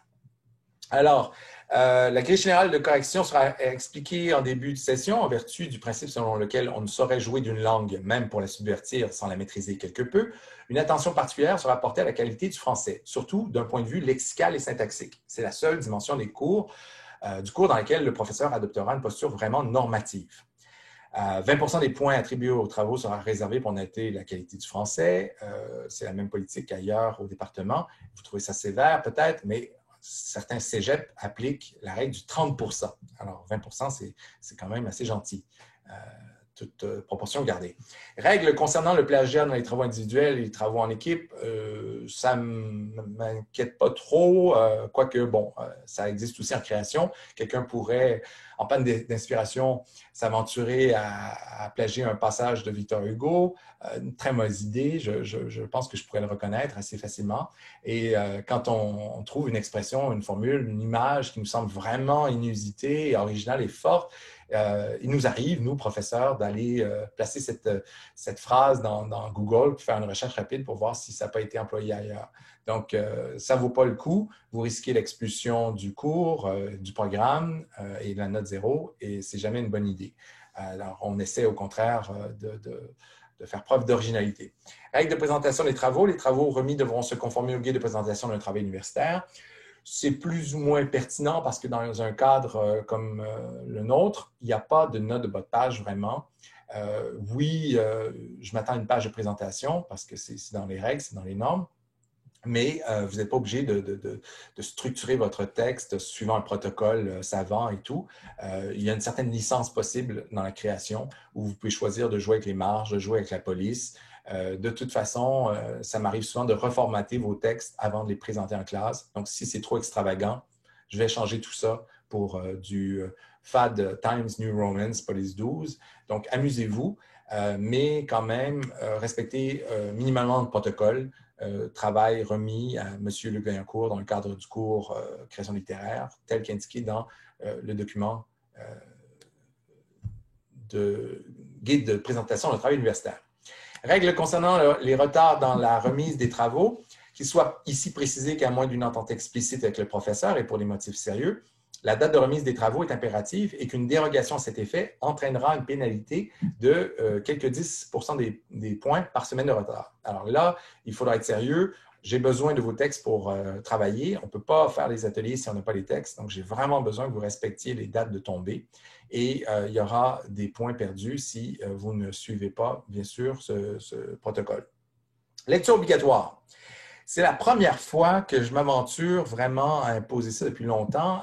Par le passé, je faisais lire un journal d'une écrivaine de Virginia Woolf, mais ça donnait des idées suicidaires à mes étudiants parce que c'est un peu déprimant. Elle était maniaco-dépressive, bipolaire, et elle a terminé sa vie par le suicide. Alors, il se peut effectivement que la lecture de Virginia Woolf soit déprimante pour certains. Donc, je l'ai enlevé du programme quand j'ai su ça, quand j'ai réalisé ça, que ça déprimait certaines personnes. Mais c'est quand même une lecture intéressante. J'ai remplacé ça depuis par ce livre, tout chaud sorti des presses, de Bernard Deloupy, la Bible de l'apprenti auteur. Alors, c'est un volume vraiment très intéressant. Et peu importe, encore une fois, que vous vous destiniez ou non au métier d'écrivain, c'est intéressant de réfléchir à ce que ça implique. Même si c'est pour regarder ça en tant que professeur, puis dire, OK, c'est quoi un écrivain? Qu'est-ce que ça doit faire pour y arriver, pour y parvenir? Quels sont les processus, les étapes à suivre? C'est important de s'en donner une idée. Pour ça, vous aurez à lire ce manuel. Je vais vous donner de semaine en semaine, et à partir de la semaine prochaine, des sections à lire. Alors, ça ne sera pas toujours dans l'ordre, ce ne sera pas nécessairement d'un couvert à l'autre, mais je vais vous dire quelles pages doivent être lues pour suivre le propos en fonction de ce qu'on va voir dans le cadre du cours. Et ce manuel va vous accompagner dans votre parcours, et pas seulement pour ce cours, tout au long, vous pourrez vous y rapporter. Il y a des idées intéressantes, il y a des exercices proposés. C'est très stimulant. Et pour les futurs professeurs, notamment, là, ça pourrait vous donner plein de bonnes idées d'ateliers en classe, d'exercices de toutes sortes. Alors, c'est précieux et ça ne coûte pas très cher. Vous pouvez le commander en ligne, mais il est aussi disponible en principe à la coop de l'UQAC. Si vous osez rentrer dans l'université, vous devriez en trouver au moins une trentaine d'exemplaires. Paul Kazak, Ténèbres. C'est l'écrivain qu'on va rencontrer. Alors, c'est la moindre des courtoisies de se donner la peine de lire son travail. Ça fait des questions plus intéressantes et plus pertinentes hein, quand on sait de quoi on parle. Alors, je vous invite à lire donc Paul Kazak. Vous avez jusqu'au 10 décembre pour faire cette lecture. C'est quand même un volume assez volumineux, assez important. Donc, il faudrait s'y prendre plutôt que plus tard. Et là, la bibliographie sommaire, ce ne sont pas des titres que vous devez vous procurer, c'est des trucs complémentaires à lire au besoin. Atelier d'écriture, écrire un scénario pour ceux qui s'intéressent plutôt à cette dimension de l'écriture. Gustave Flaubert, des classiques comme Kundera sur l'art du roman, David Lodge dans la fiction, Sartre, qu'est-ce que écrire, pourquoi écrire, pour qui écrit-on, donc qu'est-ce que la littérature, pose des questions très importantes. Alors, pour quelqu'un qui voudrait réfléchir à ça, ce sont des lectures complémentaires qui pourraient vous éclairer. Rainer Maria Rilke, le classique incontournable, Lettre à un jeune poète qui mérite d'être lu en toutes circonstances. Écrire un livre, Comment éviter les pièges d'écriture, ça peut être pertinent aussi, c'est plus récent. Arthur Rimbaud, ça date un peu, mais cette édition est intéressante aussi, Lettre du voyant, où il explique sa conception de l'écriture. Elisabeth von Harburg, qui est une grande écrivaine de science-fiction, qui a déjà enseigné chez nous et qui a même enseigné ce cours de création littéraire par le passé, avant que ce soit moi, c'était Elisabeth von Harburg qui le donnait. Elle a écrit un livre qui s'intitule « Comment écrire des histoires » et c'est très intéressant aussi, je pense. Virginia Woolf, Journal d'un écrivain, seulement si vous avez le moral solide et que vous n'entretenez aucune pensée suicidaire. Alors là, je vous donne ma bénédiction, vous pouvez le lire et peut-être en tirer profit. Mais sinon, on se rabattra surtout sur Bernard Deloupy, qui nous fournit donc dans la Bible de l'apprenti auteur l'essentiel de ce que l'on doit savoir quand on veut pratiquer l'écriture créative. Alors, j'arrête le partage de l'écran et je reviens donc au mode plein écran. et même à la galerie pour vous voir tous et toutes. Et je suis content de vous voir si nombreux, même si les caméras sont éteintes pour la plupart. Écoutez, c'est correct, hein? Et je voulais vous dire que Zoom peut être particulièrement lourd parfois, surtout quand on a un cours comme ça qui s'étend sur plusieurs heures. Alors, si vous avez besoin de respirer un peu, si vous vous sentez un peu mal, n'hésitez pas à fermer vos caméras ponctuellement, ne serait-ce que pour quelques minutes. Vous allez voir que la tension diminue un peu quand on sent qu'on n'est pas observé, que les gens ne sont pas en train de nous regarder ou apprécier notre intérieur. Alors, n'hésitez pas à le faire, mais revenez une fois de temps en temps, me faire coucou. C'est plus sympathique quand on se voit. Ça rend ça plus vivant, une salle de classe devant soi. Et moi, ça me permet de mieux performer, je pense, j'imagine, de me représenter devant vous comme si on était ensemble dans une classe. Alors voilà pour la présentation du plan de cours. Il y a déjà des questions qui se posent, alors je vais essayer d'y répondre. Vous pouvez commencer, si vous voulez, vos questions par le chat en disant « j'ai une question », si vous voulez prendre le micro par la suite. Alors, je vous donnerai la parole en disant bon, votre nom et en répondant. Alors, il y a des gens qui arrivent sur le tard. On est à la période de questions. On est en train de répondre aux interrogations. Et je disais qu'on pouvait employer la fenêtre du chat pour solliciter la parole en disant « OK, j'ai une question à poser ». Parce que des fois, vous n'êtes pas sur mon écran, je ne vous vois pas. Et si vous levez la main, je ne vous verrai pas nécessairement. Donc, passez par le chat, sollicitez la parole et je pourrai faire comme si vous aviez levé la main et dire « ben oui, voici, je peux répondre à votre question ». Vous pouvez aussi choisir d'écrire votre question, prendre votre temps de l'écrire. Si elle ne demande pas une réponse urgente, immédiate, là, si vous avez l'impression que je vais changer de sujet et que ce sera plus pertinent, peut-être c'est préférable de prendre le micro, mais si ça peut attendre un peu, vous pouvez l'écrire, c'est moins intimidant, et je vais les lire tour à tour. Alors, Valérie Potvin pose la question. Attendez, je vais revenir un peu plus haut parce que je ne veux pas oublier personne. Marion Bibot pose la question suivante. Est-ce que vous pourriez revenir un peu sur la qualité du français par rapport à sa subversion? Quelle place a une langue plus près de la langue parlée?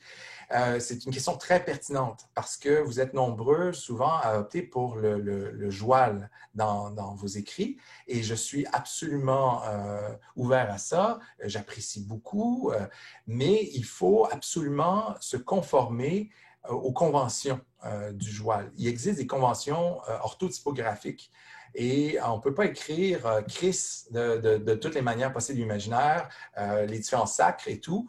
On a une façon canonique de les écrire et il faut respecter ce canon, ces conventions-là. C'est là où j'interviens. Vous avez le droit de sacrer tout plein dans vos textes. Vous avez le droit d'écrire en joual, en québécois, en saguenéen profond. C'est correct. Et vous n'aurez pas vous perdrez pas de points parce que vous avez fait ça. Je ne veux pas vous dire, OK, ce n'est pas du français correct, vous perdez des points pour l'orthographe ou la grammaire. Non, mais à condition que vous soyez conséquent, que vous suiviez les conventions, les codes. Et pour ça, il faut aller sur le web, dictionnaire, par exemple, des québécismes, où vous prenez un volume consacré à ça et vous vous assurez que la graphie que vous avez choisie est usité, que ce n'est pas vous qui avez inventé ça parce que ça sonne comme ça dans votre tête et c'est comme ça que vous l'écrivez. Fait que faire des manques, des choses comme ça, des sons qu'on entend souvent, qu'on essaie de reproduire de manière impressionniste, ce n'est pas nécessairement conforme aux règles. Et là où je vais intervenir, et là où vous risquez de perdre des points, c'est si vous vous permettez des libertés par rapport aux conventions. Mais oui, vous pouvez très bien subvertir la langue de plusieurs façons.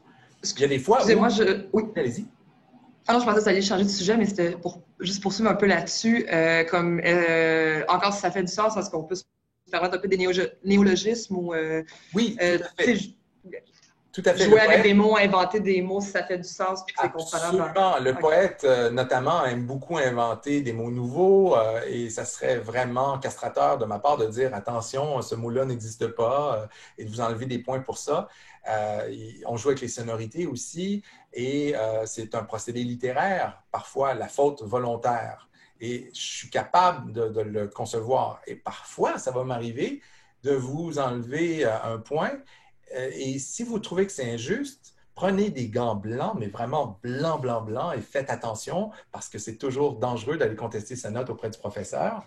Ce n'est pas bon pour votre capital de sympathie. Prenez vos gants blancs et expliquez-moi que, en fait, c'était délibéré, que vous avez voulu créer un effet. Et si vous le faites, vous vous y prenez de la bonne manière, vous allez me convaincre que oui, effectivement, c'est un procédé et je vous concéderai le point, volontiers. Ça se peut que ça m'échappe des fois. On corrige rapidement, puis je peux ne pas avoir compris votre intention. Mais c'est sûr que ça ne sera pas excuse pour tout le monde. J'ai fait une faute d'orthographe, mais c'était volontaire. En fait, je voulais exprimer ici le désarroi du narrateur par rapport à son manque d'éducation et ses complexes linguistiques. Non, non, non, ça ne marchera pas tout coup, d'accord? Alors, voilà pour ça. Valérie Potvin demande, concernant les figures de style, avez-vous des suggestions de livres, de recueils avec la théorie et la pratique? Mon cégep est loin. Oui, j'aurai des suggestions, mais en même temps, il ne faut pas trop forcer les choses. Quand je parlais de la spontanéité et des arbitres au hockey, il faut faire attention de ne pas avoir le nez dans les livres quand on écrit et de ne pas essayer à tout prix de faire des figures de style. Dire, OK, là, je vais essayer de mettre une métaphore ici. Et ici, je vais développer une allégorie. Et ici, je vais multiplier les comparaisons, les figures de construction et les répétitions. Faites attention à ça parce que là, effectivement, on perd sa spontanéité. On peut, dans un travail de réécriture, vouloir enrichir un texte et approfondir ces figures-là, mais il ne faut pas en faire une obsession. Mais oui, je vais vous fournir des documents et des indications relatives aux figures de style quand ce sera pertinent, quand on va parler de poésie notamment. Je vous donnerai des éléments. Mais ce n'est pas absolument requis et vous n'aurez pas, dans le commentaire que vous allez faire des travaux des uns des autres, vous n'aurez pas à dire « OK, oui, on a relevé 3 comparaisons ici, il y avait une métaphore et une synecdoque. Ce n'est pas requis. Vous pouvez très bien le commenter de façon impressionniste sans jamais employer les termes techniques. Vous pouvez simplement dire il y a une belle image ici au cœur du texte, il y a une image très forte que j'ai trouvée bouleversante. Et je pense que c'est vraiment ce qu'il y a de plus réussi dans ce texte. Alors, pas de souci au niveau de la nomenclature et du vocabulaire technique. Rosalie Bolduc demande, alors les travaux, c'est à double ou simple interligne, au choix. C'est effectivement au choix. Il y a des gens qui ont de la misère à se contenir sur 3 pages et qui vont vouloir écrire à simple interligne caractère 10 avec des marges vraiment, vraiment très, très, très larges parce qu'ils veulent en dire beaucoup. Oui, vous pouvez le faire, certes, mais essayez de ne pas trop dépasser le cadre prescrit parce que ça rend votre texte impossible à présenter en classe. S'il est trop long, je ne peux pas le lire. Et surtout, en mode virtuel, je vais privilégier les textes courts. Et des fois, je laisse de côté dans mes sélections des textes brillants qui étaient écrits vraiment avec beaucoup de mérite, mais parce qu'ils sont trop longs, parce qu'ils font 4-5 pages. Et je ne peux pas les lire, ces textes-là. Pédagogiquement, ça ne marche pas. Donc, essayez de privilégier l'écriture brève. Et il y a beaucoup à gagner à être capable de condensation. Pause café, il y en aura une, en quelque sorte, à partir du moment où on va commencer les ateliers. On va faire des petites pauses. Je n'exclus pas d'en faire aussi dans les cours magistraux. On va voir. J'essaie de ne pas dépasser 1h30, c'est certain, pour le magistral. Mais peut-être qu'à l'intérieur de ça, on va vouloir aménager des pauses. On va s'en parler. Ça pose des problèmes pour l'enregistrement. Il faut que j'arrête l'enregistrement, je le reparte. Il ne faut pas que j'oublie. Mais oui, je vais essayer d'aménager des pauses. Sinon, on peut toujours fermer votre caméra, partir avec vos AirPods dans les oreilles, aller vous couler un café, puis vous allez m'entendre pareil. Vous n'avez pas besoin de me voir. Vous pouvez suivre un peu. Là. Vous n'êtes pas confiné à votre écran d'ordinateur pendant tout le temps. Galaxy Tab me demande, et vous pouvez changer votre nom, hein, votre identifiant, c'est plus transparent. Le plan de cours est sur Moodle? Oui, il est sur Moodle, sur le site du cours, et vous pouvez vous le procurer dès aujourd'hui en PDF. Victoria Zavetieri de Andrade, j'espère pas avoir écorché votre nom, a une question. Alors, Victoria, je vous écoute. Bonjour.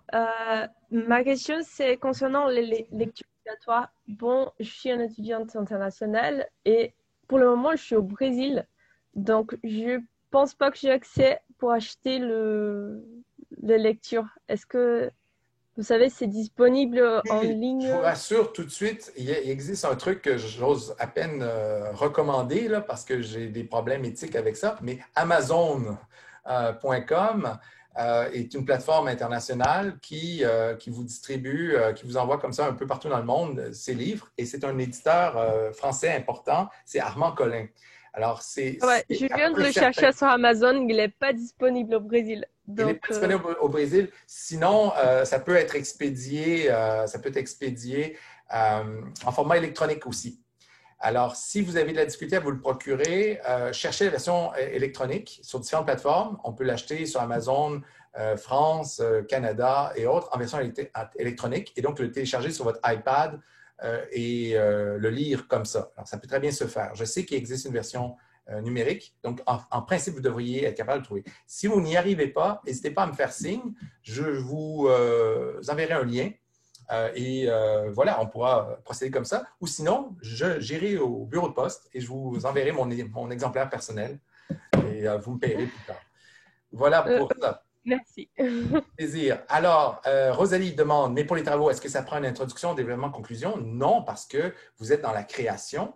Alors, vous n'avez pas à faire d'introduction, de développement, de conclusion comme tel, en bonne et due forme. Il n'y a pas de structure à suivre. C'est libératoire, vous allez voir. C'est jouissif de se débarrasser enfin de toutes ces considérations structurelles. Mais bien sûr, pour la partie théorique, ça va être un peu plus formel. Quand vous allez faire le travail final, il se peut qu'il y ait quelque chose qui ressemble vaguement à une introduction, vaguement à un développement, une conclusion, mais ça ne sera pas une dissertation explicative. Ça va prendre la forme d'un essai, plus certainement. Voilà pour ça. Vous avez une question de Marilyn Brassard ici qui dit « Est-il disponible en e-book? » Oui, très certainement. Je me souviens de l'avoir vu. Donc, vous devriez pouvoir le télécharger en différents formats. La plupart du temps, c'est PDF, mais oui, c'est sans doute souhaitable parce qu'il y a des illustrations. Alors, quand il y a des illustrations, vous évitez les EPUB qui supportent un peu moins bien les illustrations. Carl nous propose un lien qui offre pas mal de versions en ligne et c'est de l'achat local. Alors, ça peut être intéressant d'aller voir de ce côté-là. Merci pour ça, Carl. Et Doris demande combien de pages pour le premier travail. Pour le premier travail, comme pour les autres, en fait, pour toutes les TP, là, les TP, les 5 travaux pratiques, c'est de 1 à 3 pages. Alors, vous pouvez très bien tout raconter en 1 page. Il y en a qui réussissent à le faire tout au long de la session, ne font qu'1 page, et c'est moins de pression, et c'est moins de chances de faire des fautes d'orthographe et de grammaire. Il y a moins de chances qu'on perde tous ces points quand on écrit peu. Alors, ça peut être une idée, mais il ne faut pas écrire trop peu non plus. Il y a des gens qui m'écrivent 1 page, mais en fait, c'est un paragraphe dilaté en double interligne, caractère 14 et marge réduite. Alors là, ça ne passe pas. Il faut quand même un volume de mots suffisant pour qu'il y ait évaluation. Donc, essayez de raconter une histoire brève, idéalement, pour ce premier devoir, un souvenir d'enfance. Moi, le souvenir que j'évoquais tout à l'heure, c'est un souvenir que j'ai raconté en 2 pages et demie. Ça s'écrit très, très rapidement, là, une anecdote comme ça. Vous pourriez avoir envie de faire du zèle et déborder. Ça se peut que ça soit plus fort que vous, que ça fasse 4-5 pages à la fin. C'est correct, mais comprenez d'emblée que ça veut sans doute dire que je ne pourrais pas présenter votre texte en classe. Alors, si vous acceptez ça, je vais corriger, je vais faire le commentaire, mais ça va rester entre nous parce que je ne peux pas me permettre de présenter des textes aussi longs que ça. Une question de Maxime. Oui, idéalement, pour quand vous corrigez, quel format vous préférez, PDF ou doc? Idéalement, là. Idéalement, doc, et même impérativement doc. Ça peut être RTF à la limite, ça peut être texte, ça peut être OpenOffice aussi. Je ne veux pas vous forcer à aller dans les bras de Microsoft et de Bill Gates. Enfin, il n'est plus là, mais enfin. Bill Gates est encore là, il va nous implanter une puce bientôt. C'est ça. Je ne veux pas vous forcer à utiliser Word nécessairement, mais c'est plus facile pour moi d'éditer les textes quand ils sont en Word. Quand ils sont en PDF, souvent les gens vont opter pour le PDF parce qu'ils veulent absolument qu'on respecte la mise en forme. Ils vont faire un poème, par exemple, puis c'est un calligramme, ils vont le sauver en PDF pour pas que la mise en forme bouge. Je respecte ça, mais ça rend ça difficile pour moi qui veut, après ça, le travailler, le présenter à l'écran. Mais comme on va tout faire ça via le partage d'écran, c'est moins grave. Donc, je voudrais idéalement un fichier texte, Doc, Google Doc, OpenOffice, mais je peux admettre aussi les PDF, puisque dans un cadre virtuel, ça va être moins dérangeant. Je vais pouvoir respecter la graphie, la mise en forme sans faire de modification. Donc, la plupart du temps, on essaie d'opter pour ce mode-là. Mégane demande, voulez-vous une page titre où seul notre nom suffit au début des travaux? J'apprécierais beaucoup une page titre et je vous dis pourquoi. Outre le fait que ça vous habitue à suivre le protocole, c'est aussi plus facile pour moi quand vient le temps d'anonymiser les textes. Je fais juste supprimer la première page qui mentionne votre nom et les détails du cours et il reste que votre texte. Alors, c'est plus facile. Des fois, il y a des gens qui vont inscrire leur nom dans le bas de la page et le nom apparaît à chacune des pages. Et ça m'est arrivé par le passé de présenter un texte en classe sans m'être rendu compte de ça et l'auteur était identifié. Et très rapidement, on dit « Ah, l'auteur est nommé! » Wow! J'ai tout arrêté, j'ai passé, mais le mal était fait. On savait qui était l'auteur. Et je soupçonne l'auteur d'avoir fait exprès. Il voulait qu'on sache que c'était lui. C'est un texte un peu provocateur. Mais d'ordinaire, j'essaie de présenter ça vraiment de façon anonyme. Donc, s'il vous plaît, aidez-moi. Faites une page de présentation avec votre nom. Comme ça, c'est plus facile à écarter, à retirer à l'édition. Vous me posez la question, Rosalie, est-ce qu'il faut paginer? Oui, si vous voulez, c'est pas absolument requis, mais ça fait plus fini, certainement. Et puis, ça donne une impression correcteur. OK, ça va être facile ou plus ou moins facile. Si on voit 5 pages, d'emblée, ça peut déstabiliser. Est-ce qu'il y a d'autres questions? Pas pour l'instant. N'hésitez pas à prendre le micro aussi, si vous voulez. À ce moment-ci du cours, ce n'est pas dérangeant pour la parole spontanée, la prise de parole spontanée, ou à lever la main. Vous savez, il y a un petit outil là, en bas de l'écran qui vous permet de faire ça. Vous pouvez lever la main. Vous pouvez aussi faire des thumbs up. Et quand vous aimez beaucoup mon propos, vous pouvez faire ça. Ça serait très... Oui, ça aussi, ça marche. C'est correct. C'est correct. Mais bien sûr, la plupart du temps, je ne vous vois pas. Vous abusez des émojis. Je ne vous vois pas parce que quand je partage l'écran, notamment, je vois la présentation PowerPoint. Je ne vois qu'une petite image sur le côté de ma tronche. Donc, si vous voulez attirer mon attention, ça va être plus simple d'utiliser le chat à ce moment-là ou d'ouvrir votre micro si c'est vraiment urgent et vous sentez que je vais changer de sujet. Vous ouvrez le micro et vous dites « Pardon, j'aurais une question. » Et alors là, je vous donne la parole. Alors, si vous n'avez pas d'autres interrogations, je vous donnerai congé avec ce premier devoir en tête. Hein. Rappelez-vous qu'il faut me rendre pour la semaine prochaine, avant le début du cours, sur le site de Moodle ou à l'adresse création.littéraire@gmail.com. Regardez en plan de cours. Vous devez me rendre votre premier devoir de 1 à 3 pages qui doit porter sur un souvenir d'enfance. Alors, vous allez voir que l'écriture de soi, le récit autobiographique, c'est la chose la plus facile qui soit, parce qu'on a tous des souvenirs, on a tous vécu des trucs drôles, des fois tendres, des fois douloureux, et c'est facile de puiser dans son expérience. C'est la matière première de l'écrivain, et tous les écrivains doivent composer avec ça. Ils partent de ça pour inventer. Et ça m'a semblé pertinent comme premier devoir de vous proposer cet exercice. Doit-on obligatoirement écrire à la première personne?